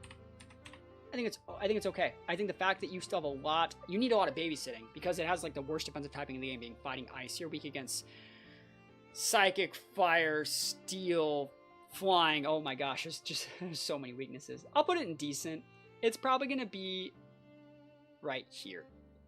Some people will get folded over by the crab, but like good players won't let the Trick Room go up in the first place, and the crab won't be an impactful part of that. So like, this is why I like to explain like why sometimes these big Trick Room mons, it only really work. Like the other thing is like comparing Camerupt. When someone loses a game to someone using like Camerupt or Crab Abominable, the player that wins with the Trick Room gets the Trick Room up, sets everything up, and then brings in the crab, and then like gets 3 or 4 KOs with it. And everyone's like, ha, you lost a Crab Abominable. And what really happened is they lost a correct like Trick Room setup and then just got folded in 2 turns because they didn't have protects. That's not Crab Abominable being busted. That's like the Trick Room tools and the player playing correctly to do that in the first place. That doesn't make Crab Abominable good. Any Pokemon could work there. Crab Abominable, Dragalge, Torkoal, Camerupt. There's so many different things that could work there. And so that's why I don't rate those Pokemon very highly, because it's not them that's doing it. And if anything, they couldn't do any of that stuff without the right teammates. So they're incredibly like team reliant, which is why they're just decent. They're just good Pokemon. All right, Mega Golisopod. What is Showdown going to say against this thing? So Golisopod comes with emergency exit normally, which means when it goes under half, it has to swap out. And the reason why it does that is because this is one of the best stat lines of any like not pseudo legendary Pokemon ever. 125 attack, 140 defense, 90 off like 75. That's cracked, and it's good in TR. It was the first Pokemon to get first impression, and they're saying that it's going to lose emergency exit and just get more better stats, more attack, more defense, more speed up. I think if they were, you hear me out, and it also gains a better defensive typing going Bug Steel, in my opinion. If they were to take away emergency exit, this is the best Pokemon in the game. I can't theoretically see a situation. Like, let's say you give this guy Heat Proof, which honestly, it's still going to get KO'd. So basically, all you're doing is taking away emergency exit. Yes, you're susceptible to Intimidate now, but like, this stat line, let's run it versus all of these. You can just fight the Sally. You can hang with the Kang. You can outvalue the Gengar. Zard gives you problems, but you have Wide Guard and Protect. You can outplay it. You outvalue Metagross, right? I feel like there's no way that this Pokemon doesn't just keep the emergency exit, or like there has to be something. I've been playing Pokemon so long, they can't like rug pull. This would be such a power creep if they let this guy just keep the stat line. So if for some reason it gets a different ability, it's at least in the A tier, right? It's at least. But if it keeps emergency exit, is down here, right? It's just down here. It's just hard to use. I'd probably put it about like here is where I'd probably put it. I don't think that they would do that to me. I don't think that like there's no way the Pokemon just like ultimate trade piece forever. I think it's just too good. I think there's no way they can actually do that. But hey, you know what? I've been wrong before. I'm open to being wrong again. I don't think that's gonna happen. Let's take a look at Scovillain here. Scovillain, they say it's going to gain Contrary. I could see that. That'd be a cool boost to that Pokemon. Normally you'd have like Moody, so you could Protect turn 1, go for a Moody boost, next turn Mega Evolve, gain Contrary. The reason why you want to gain Contrary off of this attack, then go both physical or special, is it gets access to like Leaf Storm and Overheat. And with like this stat line, with like potential Moody on the first couple turns, I could see that being a viable option. Very similar to like a Serperior with like better coverage. So I think that's okay. It still gets like Spicy Extract too, which is like a really unique move that not many things get. I don't remember if it gets like after you or anything. It doesn't get after you. Does it get like Sleep Powder? No. It gets like a couple other usable moves. But yeah, that's basically it. It can use some special attacks. Physical attacks can be built kind of like both. It's a decent alternative as far as like also where is it? It's a decent alternative like Chlorophyll users, just being able to like have fire coverage and stuff like that. So I think it's okay. It's definitely in the decent category for me, but probably like right about here. And that's assuming it does get that Contrary, which I could totally see this thing getting it. So that's why I'm going to put that there. Let's talk about Glimmora. So Glimmora is great. What are they saying Glim gets? They're saying it's going to get Levitate. That'd be busted, dude.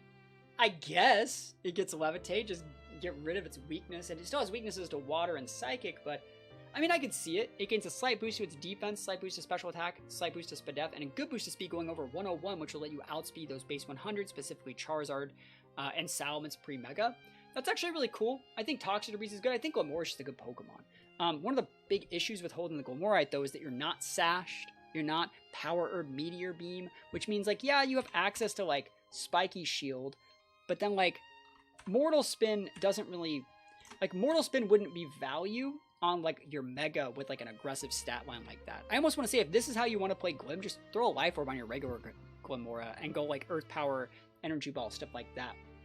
I think this Pokemon's really going to suffer from not having Terastallization as a mechanic, because it has all those weaknesses. Water, Ground if it doesn't have Levitate, Psychic, Steel. There's so many little things that this guy has problems with. And I don't know. I don't think Levitate would really solve that. I could, in singles, that'd be a really good mix-up for it, because that's like how you check Glamora. But in VGC, I feel like the big ones kind of still give it a lot of problems. That being said, it has the stat line to at least be decent. So let's put it above Emboar behind... No, let's put it above Garchomp. I think 101. If it was a base 100, it'd be probably right around here. But it's base 101, so it outspeeds a lot of different stuff. It's like right in the middle. Tatsugiri. So we don't know that much about Tatsugiri. What we do know about Tatsugiri is that when it's in its Mega form, can't go in the Dozo, which means it doesn't... In Legends EA, sorry. Which means it doesn't have Commander. So it has to have something else. It might have Storm Drain. They're saying it's going to be Drizzle. I think that'd be weird, but cool. I'm down for this guy to be the Drizzle setter. Let me know if you agree or disagree. If it does get Drizzle, it's a good enough stat line. Gets a little bit boosted with speed, def, special attack, defense. I think that's fair. That's fair. It's good in Desert too with that 4th resist on the Heat Wave. It's usable in the things I teach. This would actually kind of be busted. It would win the Weather War, I think, because like, in Sun, you can just be like, fine, you have Sun, I'll just Dragon Pulse your Zard. And against like Sand, you're like, fine, you have Sand, I'll just Water attack your Sand. Against Hail, though, you'd be like freeze dried into oblivion. So like that kind of balances, that kind of checks. That being said, if it doesn't get if it doesn't get Drizzle, it's probably like here somewhere. Just because like honestly, you should only really play Tatsu with Dozo, and it's not really worth it. If it does get Drizzle though, it's probably up here somewhere. I don't really know where I want to put it. I'm going to put it down here for now. If it gets Drizzle and you guys are watching this, like after all the abilities are removed, it's way higher. Obviously, I'm not an idiot. But like, I don't know if... I think it might just get Storm Drain. And if it gets Storm Drain, it's down here, right? We don't know all the info. You know, I don't know how long you guys have been watching with this. I've probably been recording this for like 3 hours. First half of the video was like really good, I think. But we're trying to do everything that we can. The last 3 Pokemon we actually really have to cover, because we're not going to recover. We're not going to go over all these just because like they are stuff that are probably not going to be legal at the start of Champions. Are these Z Megas? And I don't know if they'll be legal, but let's go over them anyways. Actually, should I? I don't think I will. I don't know if they'll be legal. Well, let's just do it. Because like their stat lines are kind of ridiculous.